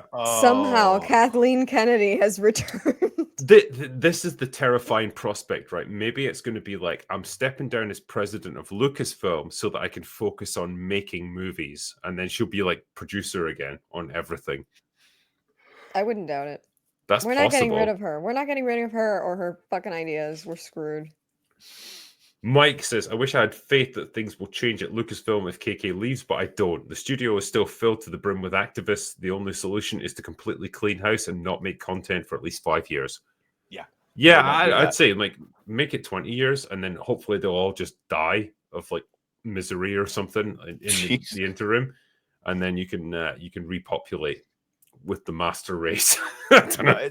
It's like what Chris says. Even if over at Marvel they got rid of everyone that truly was an activist and a true believer and all that dumb shit, but you're still left with a bunch of people that don't know how to make movies, don't have life experience, to good writing, self-referential. So you have to go on a hiring spree, basically. Yeah, pretty much. There would be a lot of people getting, who had been cut loose over the years or who had like gradually filtered out of the industry. I mean, probably, yeah. I would try and like reach out to as many of them as possible and be like, "Hey, can we get you back for a little while? Because we really fucking need the help right now." What's this one? Go for Broke says, wondering if Nutsa could join the bar. Who's Nutsa? But she's a regular on EFAP at this point. But what is she? I guess it depends on YouTuber. Okay. She's talks a lot about Star Wars and other properties, so we can probably make that work. Cool. Who knows? We could do that. Craig, the bad guy, says, MauLer, will you do another EFAP where you talk about your favorite stories, maybe have different questions and answers, and invite different guests for new conversations? Drinker, Shad, Robert Meyer Burnett, etc. Yeah, I think we were intended to do because the first one we did was ages ago, and it was like, what's your 3 favorite stories, 3 favorite characters, 3 favorite sort of like plot lines, or 3 favorite genres, and then we just discussed them as like a big group. But I was thinking of doing the opposite, bring a bunch of people and say like your most hated genres, most hated characters, most hated. But then at the same time, this guy's onto it, because you could just bring in a bunch of new people and ask the same questions in a way, or slightly different ones. But yeah, we'd like to do another one of them. Sounds all right. Carmine Pagnosi says, I find it necessary to choose my own endings these days. Which series and franchises have you all chosen your own endings for? Where and why? My Bond ends with Broccoli's, with the Broccoli's, R.I.P. Gene Hackman. The Broccoli's, though, ends with Daniel Craig, and I don't consider that canon to Bond, so... I like Casino Royale, but yeah, probably with like the last Brosnan one. Yeah, Die Another Day. It's the best ending to Bond. What can I say? If I had to, yeah, like when it comes to ending Bond, God. Snarky, you've clearly seen every James Bond film, correct? No? Have you seen any? No. Surely it should end with... Okay, look, I'm gonna... What so have you the doing all problem these is... 20-odd years of your life? Listen, Linda, the problem is that my dad has shown me the most obscure shit on the planet. So I didn't get like exposed to all these franchises like James Bond and shit. Like I got shown Heat and a bunch of other crap. She says with like, a poster of Heat. Batman behind her. Leave him alone. I had to find Batman by myself. My dad doesn't like the this most stuff. obscure shit, guys. I'm not saying I only know obscure stuff. I'm just saying that like I wasn't exposed to James Bond and that kind of thing. So it's like I haven't gone to seek him out on my own. And like the one James Bond movie. Yeah, well, whatever. Check out Sean Connery. I still have, I think, listen, this is a hot take, but I still think Pierce Brosnan is yummy as hell, and he's like 80 something, so I might just go watch those. I'm not going to dispute that. He is quite dreamy. But too old to be this fine. Not enough is the obvious ending, because you'd have that line, Christmas comes twice. That would be the ending of that's brilliant. Pierce Brosnan with Denise Richards, who was clearly like 30 years younger than him, but she's like a nuclear physicist or some ridiculous. Yeah, Christmas Jones. GoldenEye is still a pretty perfect James Bond movie, though. Sean being 006. It was lovely.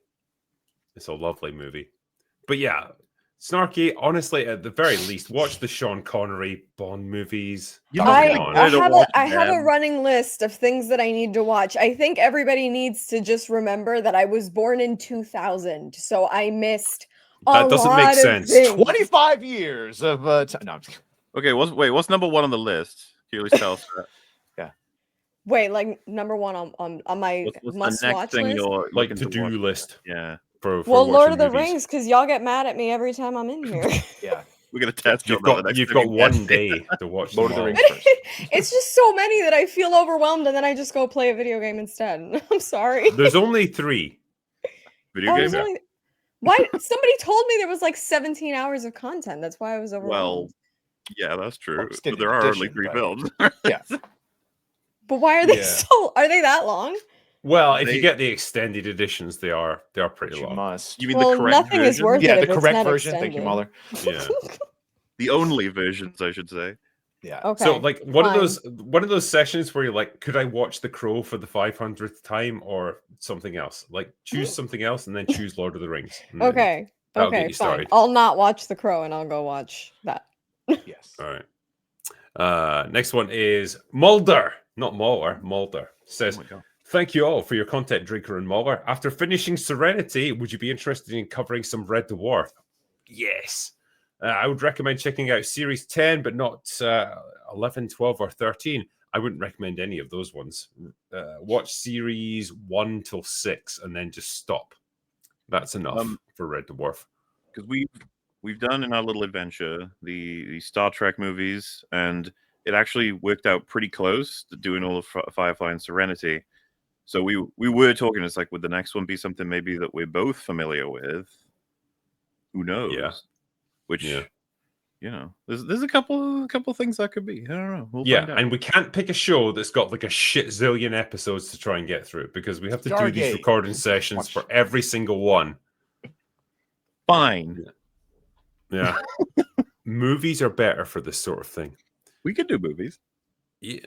Benjamin Gaskell says, Gene Hackman, so much skill and charisma. His every second of screen time was mesmerizing. Also, farewell, Michelle Trachtenberg, who was taken away far too young. Forever one of the Scooby-Doo gang. Sad times, raise a glass, guys. I will do that indeed. I will raise a glass to both of them. Yeah, and just in case anyone's confused, they call themselves the Scooby Gang in Buffy. It's obviously referencing Scooby-Doo. Yeah, of course. Yes, I totally got that reference. Space Whiskey. I recently found out one of my neighbors' last name is Tipple. Oh no, Mr. Tipples. Mark McKellen says, R.I.P. Michelle Trachtenberg, R.I.P. Gene Hackman. Neither actor's life should have ended like they did. That's true. Wow. Absolutely, yeah. But particularly in her case, she should not have ended at 39. That really sucks. Yeah. 95 is a pretty good run, assuming. If I can make it to 95, top tier. I'll be fucking amazed. But yeah, I mean, that's the I mean, it's just the bizarre nature of it because a lot of people are like 95 is an excellent age. It's like, yeah, but when you find out the nature of what's happened, it's you know.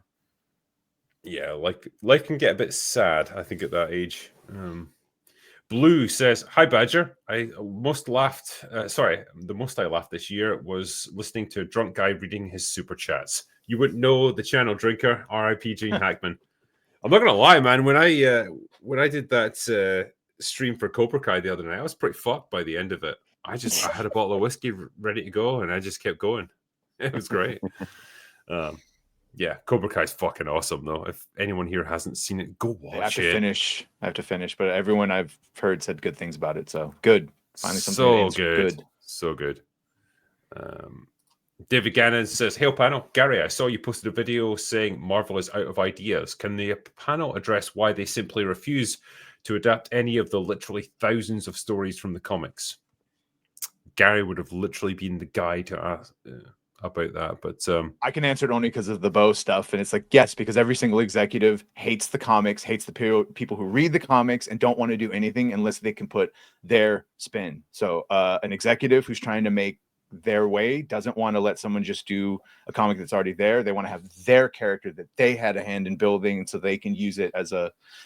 That's what I'm saying. A lot of it turned out to be just ego, just straight up ego, and fucking over other executives and not using source material as one of the weapons. It really sometimes feels like they actually flip through some archive of comic titles, and then they're like, "I like that one. I'm having that." Do you know what they saw the front cover and they're like, "Yeah, it looks pretty cool." Yeah.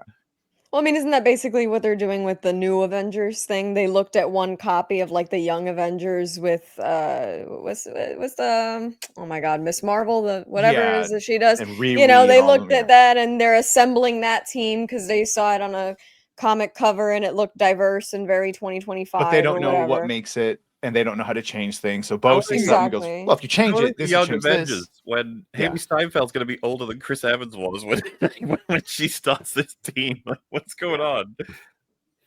So that's it, basically. Yeah. Unfortunately. Dr. Manzor says, "Gents, as we all know, Gene Hackman passed away and was wondering what your favorite film of his is. Mine is Unforgiven." I think that might be mine as well, potentially. Yeah, if it's a film starring him, it's Unforgiven. I said Crimson Tide, but I also want to say Birdcage because, yes, I love his performance in that much.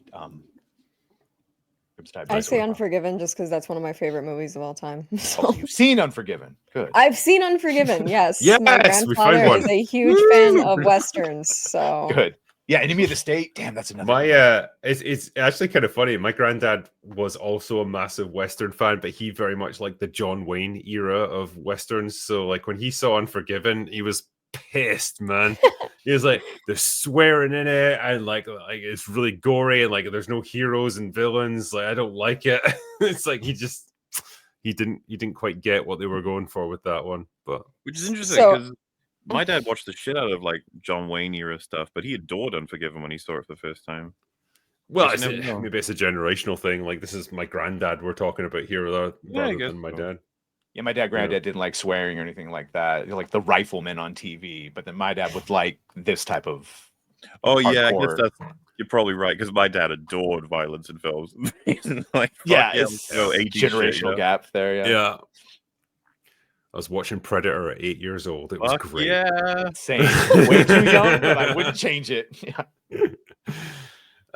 Paul Connolly says, "Hail panel, drinker. Got my drinker and doggo plushie on Monday. Yes, now take pride of place on my bedroom shelf alongside my MauLer and Gary plushies. Cheers.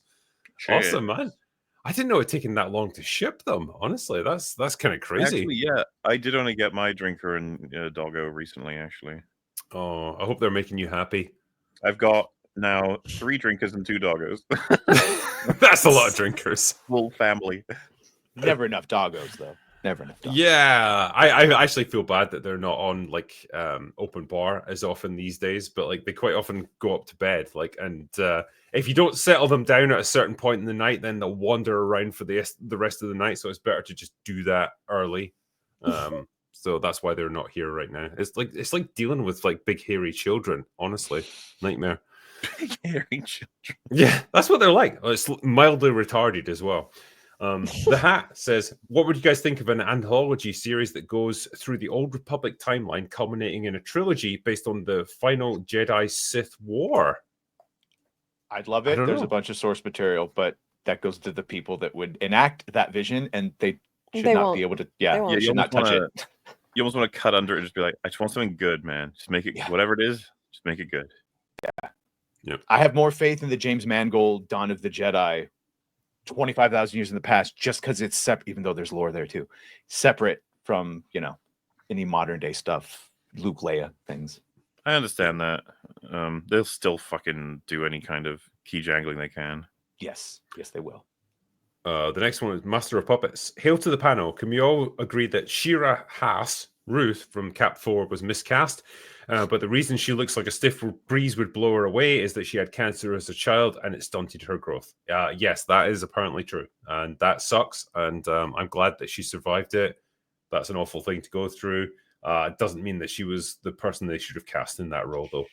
She was also supposed to be a mutant, like with powers, which was explaining her beating everyone up, but they changed that. Yeah, I think, Yeah, didn't they cut like 90% of her content out? Well, that's the thing, right? Yeah, she's barely in the movie.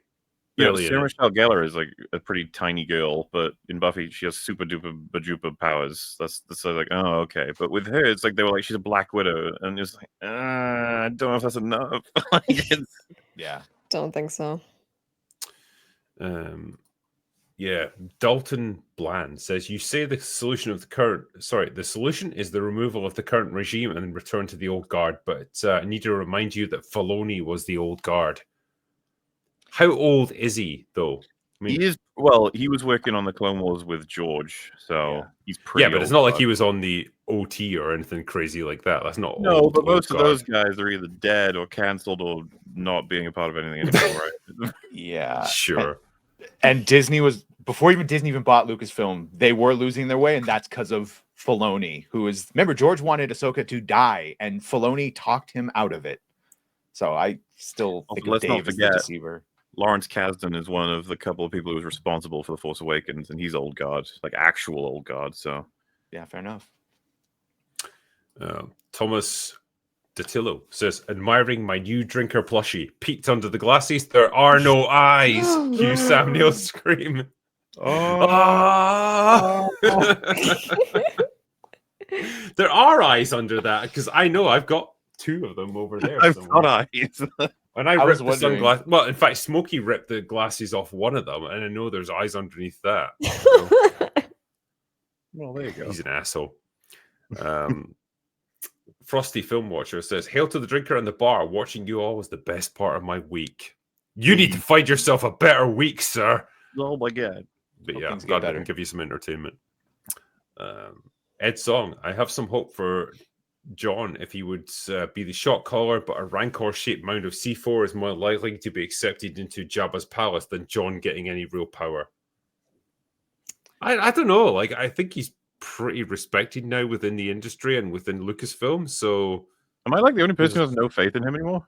Favreau? No, you're right. He put Lizzo. That was his choice to do that. Was it? Oh, though? that was his idea. I thought he his was kind of fucking hands kids off saw with it. He wanted made to the Lion King remake. It was a fucking horrible disaster. It was like anti-art, that film. Yeah. Alright, I'm gonna have to Yeah, make but a it made a follow-up shit apology zillion dollars, video, though, yes. didn't it? Yeah. Shitzillion blood Well, money. this is what I'm saying. Like, although it was obviously like a creatively bankrupt movie, it made them a ton of money, and it probably made his stock go up within I'm the with industry. you that he's very much probably in consideration. That's probably happening. And I'm just saying that if there is good news to be had for a replacement, he's not it, I don't think. Right. And I don't think he has, like, for lack of a better term, I'm sure he's things he's passionate about, but the Stones, whatever, just to be like, no, this is my vision for it. I don't think he has a strong vision. He just goes with Unless when he gets the role and he goes on a live stream and he says, guys, it was all a meme. I was only doing exactly what they said until I got all the power. Now I have it. I'm going to fucking fix shit. Now do I'm it. based as fuck. write Here the I stories go. right now. Yeah. He psyoped Ain't gonna him. happen, but yeah. Ian gave us 10 critical drinker memberships. Thank you, sir. Ace from Space says, hail to the panel. First super chat on the bar. Welcome. What are your thoughts on Andor Season 2 trailer? Well, I guess we covered it, right? Yeah, we did. Yeah, Yeah, I think we- didn't like the musical choice, but they're going action heavy with this one. It's like they're trying to get us in. Hey, we can do action. We can be fun. See what happens. I genuinely hope people get a good series, like the Did I people that tell liked you, Andor. Drinker, I was kind of like blown away on the last Real BBC. I was just like, so you guys gonna give a shot to Andor season 2? Being Az and Gary, who basically like didn't watch season 1, or I think they watched the first episodes, and both of them were like, yeah, I'm gonna watch season 1 through and then watch this. I was like, what? I was like, what? Okay, because it's been like a meme for them to watch it for years. Did they mean it though, or were they just humoring you? It's like, oh, well, no, that'll I shut didn't up ask. for a while. I was literally just like asking if they were going to watch season 2. I had no expectation they'd watch season 1, and then they were like, "Yeah, we're doing that." I was like, "Oh shit, all right." It would be quite weird to go into season 2 not having watched season 1 and not knowing what's going on. It's kind of an odd choice. I mean, I It's agree. It's quite a but complex show, and like you really need to watch season 1 to know what the hell is happening. I agree, but a lot of people do sometimes skip some seasons around if they're just staying abreast of the current zeitgeist, as you do. There is crazy people out there. Mm-hmm. The Black Glove, okay, says expecting Disney to make Star Wars good is like you or I getting a colostomy and expecting multiple daily bags of candy, realizing that the actual contents, and then trying to sell it as candy anyway. Yeah, good metaphor. Here, have this colostomy bag. Give me $100 million for it. That's kind of where we're at with Star Wars. Fear the Tardo. Fucking this guy won't let up. God, here we go. Sharpie K be right. Lesbian Headlamp. No be good writer for Star Wars. Tardo try write for Apple Life, but was told retarded enough. That be discrimination. Lock it in. Yay. Exactly, sir. That was safer than the last one, so. Never a So truer eloquent. word was spoken. Yeah, what's the next one here? So, John Gates. KK can get a mean cup of coffee for you. If that isn't value, I don't know what is. I mean, if it's a $4 billion cup of coffee, then sure. Otherwise, still it's not maintain- value for money. George must have said something horrible to her that made her do what she did. Just completely. No. George must have like murdered someone, and she knows where the body's buried because she did it. That's the only thing I can put that down to. Excuse me. Andrew Fay says, great panel drinker, expressed regret for not getting overly enthusiastic and stumbling over my words when we met at MegaCon. The film was Hostiles with Christian Bale. Highly recommend if you ever get the chance to watch it. Well, thanks, man. Thanks for the Good movie. recommendation. What? This is a good movie. Hostiles. You seen it? You liked it? Yeah. My dad actually is one of the later ones that he showed me because he was loves his westerns, which that counts. I think I have to check. Yeah. What genre it So counts? that's As. I think so. Yeah. Nice. That one guy says Star Wars Theory and Snarky. Yes, Theory's gone they now, are. but yep. They are here. or they were here. But not forgotten. I'm still here. You're still here, aren't you? 1990 says, I'm ASD will, I guess, sad? We'll never see Smilo Ren turn into Palpatine because that's only slightly more stupid than stuff that they've actually done. That is, yeah, pretty true. I could see him doing that, yeah. I just want to see Darth Plagueis. You know, there he was in his cave. Not so wise. Christian Johnson, MauLer. Just MauLer. If Andor 2 becomes Arcane Season 2, I might never trust franchises you praise after only one season ever again. My headcanon is that everyone perished at the end of Arcane 1. So disappointing. How is that my fault? That's their fault. No, it's your fault it got bad. Everyone knows you were responsible for Arcane Season 2. I'm sorry. That's the thing. There's been a string of Season 2s lately that have either been disappointing or terrible. Except Smiling Friends. So there's that. Oh my god, I love Smiling Friends. Smiling Friends is amazing. I have Alan on my car keys. The valet guy yesterday was like, "What the fuck is this?" I was like, "I don't even have the time to explain Alan to you." Solo Leveling Season 2. It's good. There you go. There's the 2 season. Okay. If you have to explain him, then he's not worth explaining. Knight of Malta says they killed off John Williams' music in Star Wars 2 in many works. He created the theme of a galaxy and it's timeless. He told the story. The newer music you will get tired of quickly. I can't give you a tune from any of the shows that they put on Disney Plus. It's essentially impossible. But I didn't mean to. I just saw something so fucking like I just want to read this out to the three of you. I know that at least if I just saw a tweet say Neil Druckmann has gotten a tattoo of Abby's iconic hammer. What? What the fuck is iconic about anything that Abby did? She doesn't have an iconic hammer. It's a fucking golf club. Wasn't it a golf club anyway? Yeah. And then it's like someone's like, no, she did have a hammer at one point. It's like, what? I hate it. Hammer? Here. What iconic hammer? What the fuck are you talking about? Neil Druckmann is just a dick. Like, there's not even any better way to describe him. What an absolute fanny of a man. Can't wait for that season 2. Absolute fanny is a good way to put it. No, yeah. I love the fact that like they made such a big deal, and especially Neil Druckmann did as well. Like, Abby has to be like big and bulky, and she has to be built like fucking 2 brick shit houses stacked on top of each other. And then when it comes to actually casting an actress for the show, it's like, we're just going to pick a sort of generic looking actress because it's not that important after all that she'd be big. Yeah, because you know muscly. It was too hard. I'm like, okay, so maybe just make people that are average looking if it's not that important to you to have them be shredded. I don't know what to tell you. Or go cast a wrestler. Yeah, I mean, if it's some kind of crazy post-apocalyptic world like you have in The Last of Us, like you're not going to be able to get protein shakes every 5 minutes. You're not going to have like a full gym. She works out 3 hours a day. Like that was my question. I'm like, how are you bulking like this? I've been trying to put on arm muscle for like 2 years, and I still look like I'm ill. So I don't know what's going on here. But if you look in her place, you'll find a workout schedule. And then if you go down, you can get the burritos every day. Actually, it makes total sense that she's as buff as the Hulk, okay? Sure, like lifting weights once a week and eating burritos, that's how you get like she gets extra rations. Universe physique. Well, let's be fucking honest. It's so stupid that casting the show, they didn't find a girl that matched the way Abby looked and that was going to be a Hulk. They couldn't do it. I mean, there will be like CrossFit fucking champions and stuff that look like that, I guess, if you look hard enough with bodybuilders. If this had been a man character that was known for being big, they would force him to do the workout schedule and be big. I was going to say, I guarantee you they found a girl that they liked the look of in terms of her face, and then they were like, you wouldn't mind bulk it up a bit, would you? And she was probably like, no.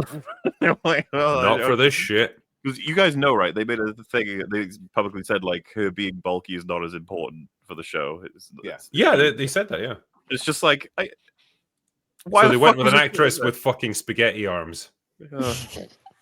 Last of Us, man. It used to mean something, you know. The thing is, like, they lost my respect the moment they cast fucking Bella Ramsey as Ellie. And I saw her face, and I just realized that this show is not the game. Like, Yeah, it's great how we've had a time skip and she looks the exact same because That's a pretty huge. does she like I know she doesn't have Down syndrome, but like I kind of feel Got like a touch of it. She's been grazed by that chromosome. Yeah, got a touch of it. I don't know how else to say it. Yeah. Someone was drinking heavily or doing something during birth. Yeah. There's something gone Just wrong. a touch. Even for a Brit, like she's quite unique looking. She was great in Game of Thrones because, like, oh yeah, that's an ugly little. No, House stop Mormont. saying she was great in that. was Like great. she did nothing. She was a Wait, hang child on. actress in that. There's a difference between. What are you saying? She's a bad actress? Yes. Yeah, no, she's not. She's a good actress. She had plenty of really. No, good she's scenes. not.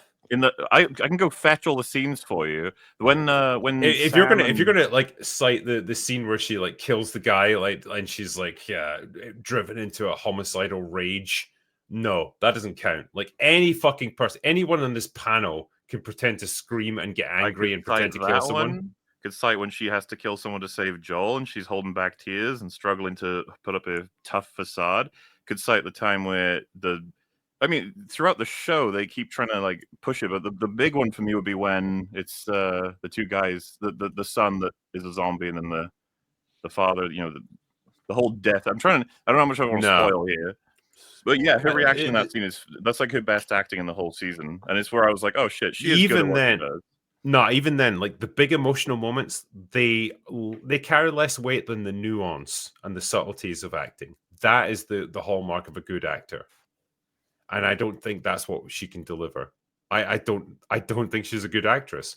She looks nothing like Ellie, and I don't think she's got the emotional range to carry that role. I'm more than happy to agree she is miscast. It's like I wouldn't have chosen her for Ellie, but I think it's really unfair to say she's a bad actress because she doesn't look like Ellie. Well, we'll see what she can deliver in season 2. Well, tough shit. Yeah. Well, we're all entitled to be wrong occasionally. So anyway, here's a question. Could Andor season 2 be just as stuffed, rushed, and wasted of potential that Arcane season 2 delivered? It will hurt to have 2 shows this year that fail to follow up the first season just to move on to other things. I mean, it's possible. It's just we hope against it, right? Like Arcane season 2 is catastrophic. It should be very difficult for Andor to be as bad as that. Yeah. But they are taking a lot on, so we'll see. But I'm hoping for the best. We'll see. But isn't the issue with Arcane is you just didn't like a lot of character decisions and you felt that like betrayed things they'd done, as opposed to we know where Andor ends up. He ends up with Urso or whatever the hell it is. I think with Arcane, it's a combination of like bad character writing and also like failing to do the world building properly to the point where I had no fucking idea what was happening, who was fighting, what they were fighting for, or what was going on, or what the capabilities of anyone were, because it was changing constantly from episode to episode. Yeah. So that combination of the two things. As much as technically Andor's ending is already written, so it should be pretty easy for them. They can still fuck this up. They could still make crazy nonsense happen. So we'll have to see. I mean, it's Star Wars, right? So yeah, never underestimate their ability to fuck up. Yeah. Our Robert Ross, that's a good Red Dwarf reference there. To be fair, Andor was partly filmed on the outskirts of Blackpool, and Phillips Head screws are still advanced tech there. Yeah, it's Britain. I mean, we're still learning joined up handwriting over here. Like, what can I say? There's crazy, like, hyper autistic Andor fans who the whole bricks and screws conversation had them like scroll through every last image of George Lucas Star Wars, and they found like countless examples of bricks and screws. I saw a thread on it. I was like, this has gotten out of hand, guys. There was a guy running with half an ice cream machine in the background of the original trilogies. I don't want to hear another bricks and screws argument. That's an expensive container. Thank you. It's so weird. Like they put the original movies in like this crazy bubble of like untouchable critique. It's like ultimately they were movies. They were low budget movies at the time as well, and they had to improvise with what they had. And so there's probably stuff, if you look closely enough, particularly if you get the HD versions, where you see a lot of things in the background that they originally probably didn't think you were ever going to notice. And yes, they used a lot of things that were just real world props for the time. It's I fine. mean, It's okay. Boba Fett's gauntlets. I was trying to do a Boba Fett to join the 501st, and then I realized I'm a little short to be a stormtrooper, and I gave up on that dream. But like half of the stuff on his gauntlets are like screwdrivers and dental files and all kinds of shit that they just like kit bashed and But to glued on a Theory's pair of point, gauntlets. when you look at Boba Fett, you don't see that. I'm not saying like same thing with the ice cream maker. Obviously. Look, yeah. I've been at Boba Fett for a very long time. I've had a Boba fetish since I was like 14. The fucking point, though, is that bricks and screws should not be as offensive as they were. Yeah. Well, and I think that it's just a matter of like I totally get people saying it doesn't feel like Star Wars, but I don't know if that's the reason. It could be. That's what I'm saying. Could be some Yes. others. Yeah. A cup of coffee says, "You're really going to talk about cool movie names and not mention Quantum of Solace?" Well, the reason being, I don't know what Quantum of Solace means, even at this point in my life. I just reminded me of Team America, where he just goes, "Nobody does." Yeah, that's 9/11 times 5,247. My Wasn't God, that I don't even know what that is. The movie was about stealing clean water. Everyone thought it was about stealing oil, but it was about stealing clean water. And I still don't know what Quantum of Solace means in regards to that. That's the point I was leading into. It's like I Yeah. don't know what the title means, and to this day, I still don't know what the fucking movie was about or what That the must point have of it been was. the pitch too. The guy said, "Like I'm going to call it Quantum of Solace," and they're all like nodding, like, "Yeah, yeah," and they're all like, "Yeah, yeah." And one guy's like, "What does it mean?" It's like, "You done all that." Ugh, embarrassing. But we're not going to explain that to you. You know, you got to figure that out for yourself. What's this one? This is directed at Gary, but it's for all of us, I guess. Gary, on today's Robservation, Liefeld doubles down on Feige, that then pivots to James Gunn and the lack of Superman comic tie-ins for summer 2025. Is DC leaving Gunn to sink or swim on his first movie, or is this just a dying comic industry? This is a dying comic industry. I think you only need to take a look. I'm sorry, I'm like into DC comics right now. I think all you have to do is look at what's going on with DC. They just rebooted Batman, new design, whatever. Dan Mora is doing a great job. You know, some of the art is fantastic. But you look at the fact that like a month or two ago, they put out a Harley Quinn series that was a fart fetish fantasy with scratch and sniff pages. This is not a joke. Yeah. You can look it up. This is a real thing. The state of DC Comics is ass because they're coming out of like Gotham War, which sucked too. Like, it is terrible. I personally have never felt that James Gunn should have been given the keys to the kingdom for DC, and that could be an essay in and of itself. I don't think they're letting him sink or swim because I think that they've given James Gunn way more control than he should have or deserves, quite frankly. I think it's just that the comics are in the shitter right now, and I think they probably know that not a lot of people are going to jump in on the comic tie-in. On top of that, I think they're pretty busy with the Absolute series, so Yeah. my theory.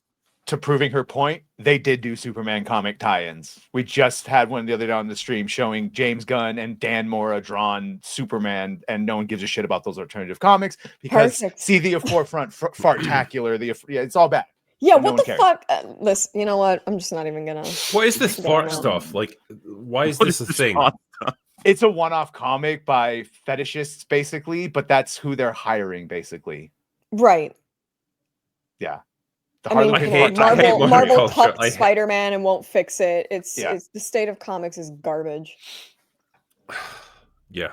Wasn't I've said there about Marvel have been releasing tie-in comics as well? I saw a tweet about how it's now been answered how Wanda will be coming back. The TVA have her. I saw that. And I was just like, fuck Sure. off.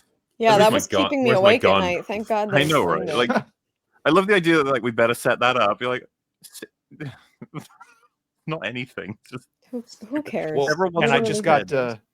Dan Mora drawn Absolute Power, which is like Justice League with all that. And you go, it's like, oh, good. 3 or 4 pages of Superboy's boyfriend with the pink hair and Dreamer, the trans superhero. That's in my Justice League new one. So yeah, comics are pretty Yeah. done. The Rad Dad Realtor. What are your all's thoughts on the Dark Tower series? I hear Mike Flanagan is going to be helming it. I thought the movie totally missed the mark and hope that they don't screw it up.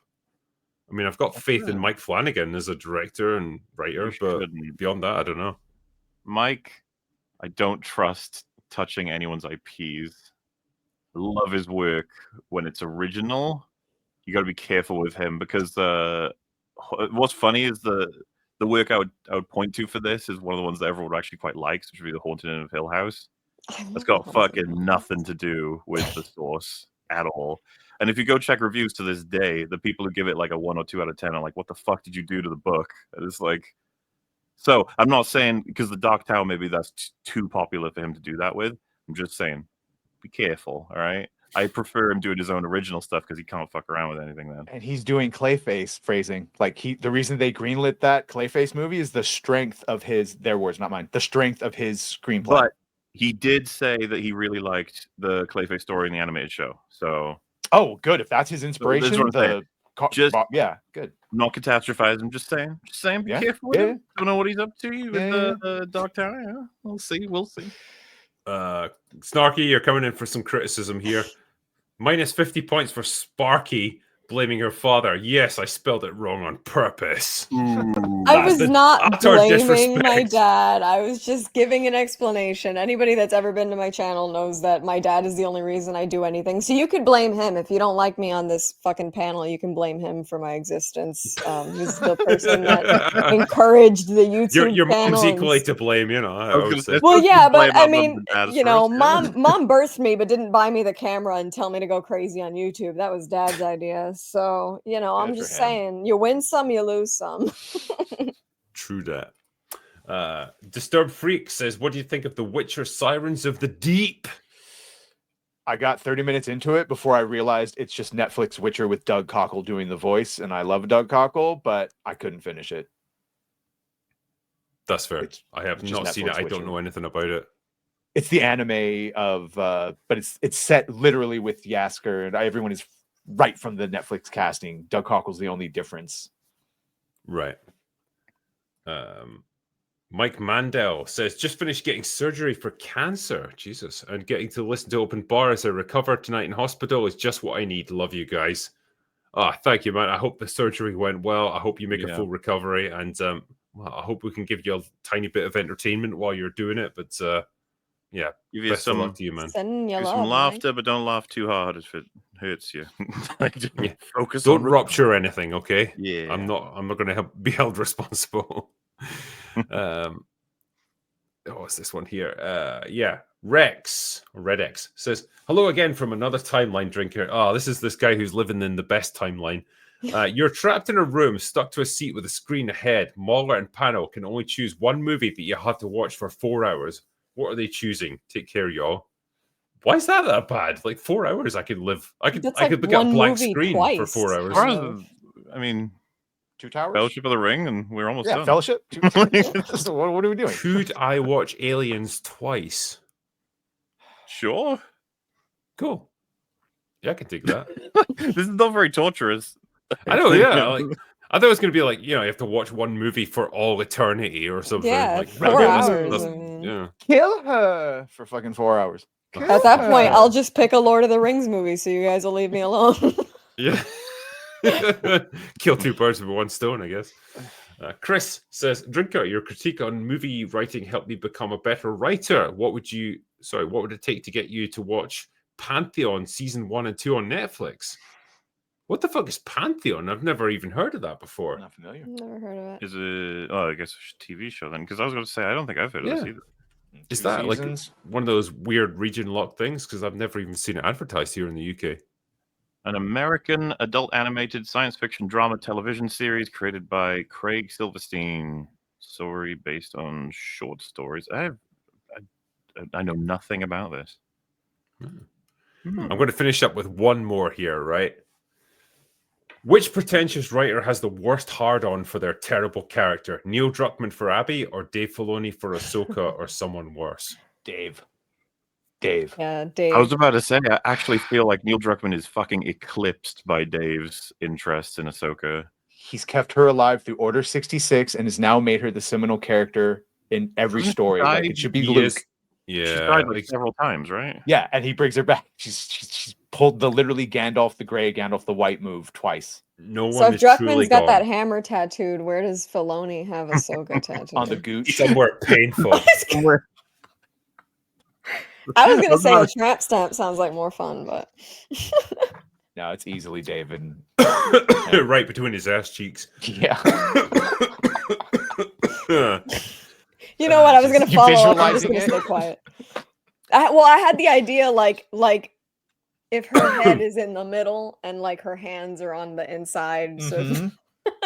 she's like emerging. Just emerging. Yeah, he loves that character. Dave, you simple That makes man. one of us. Yeah. It's Rosario Dawson knocked it out of the park with that one. No one can fold her arms like her. Dude, it's so fucked up because I recently have rewatched Daredevil season 1. I'm going through 2 again now, and Rosario Dawson in season 1 is excellent. And She's it's like, a great oh yeah, actress. of course, I remember because I almost She is good, forgot but that you'd she never was a know. really good actress. They do that to all of them. Moses Ingram is a good actress, and she was horrible as Reva. But if you watch her in The Queen's Gambit, you're like, that's the same actress? She wasn't I don't know what it that is. great in Queen's Gambit. Well, compared to Reva. I mean, yeah. I mean, Anya It's Taylor-Joy interesting stole for the a show there. franchise that wants to make the Force female. They write so many terrible scripts and then give them to women. I don't know what that message is all about, but I mean, you know. It's almost like they're focused on just making women look amazing rather than actually making them interesting. You know, just write a male. That's all you have to do. You don't have to focus on the whole I can do this in heels bullshit. You could just, just write Think a of a person. man, then I take away reason and accountability. Yeah, I love that one. Isms right there. He can't do that. Yeah. But I will probably finish up there tonight, my lovely panel. But I want to say thank you to everyone who's joined us tonight. And you legends, Snarky and Badger, who stuck with us until the end, unlike those other losers, Gary and Theory. God. So busy over there. Can't rely on them for anything, honestly. Some people. But yeah, thank you for coming in for this. And thank you for everyone who sent us all the super chats. Thank you to my mod team who keep everything ticking over in the chats. Very much appreciate you guys. And the super chats that we haven't quite reached tonight, we will catch up with them over the weekend. MauLer and I will do that. Believe that. But that is us for today. So go away now. Bye. Bye. Deuces.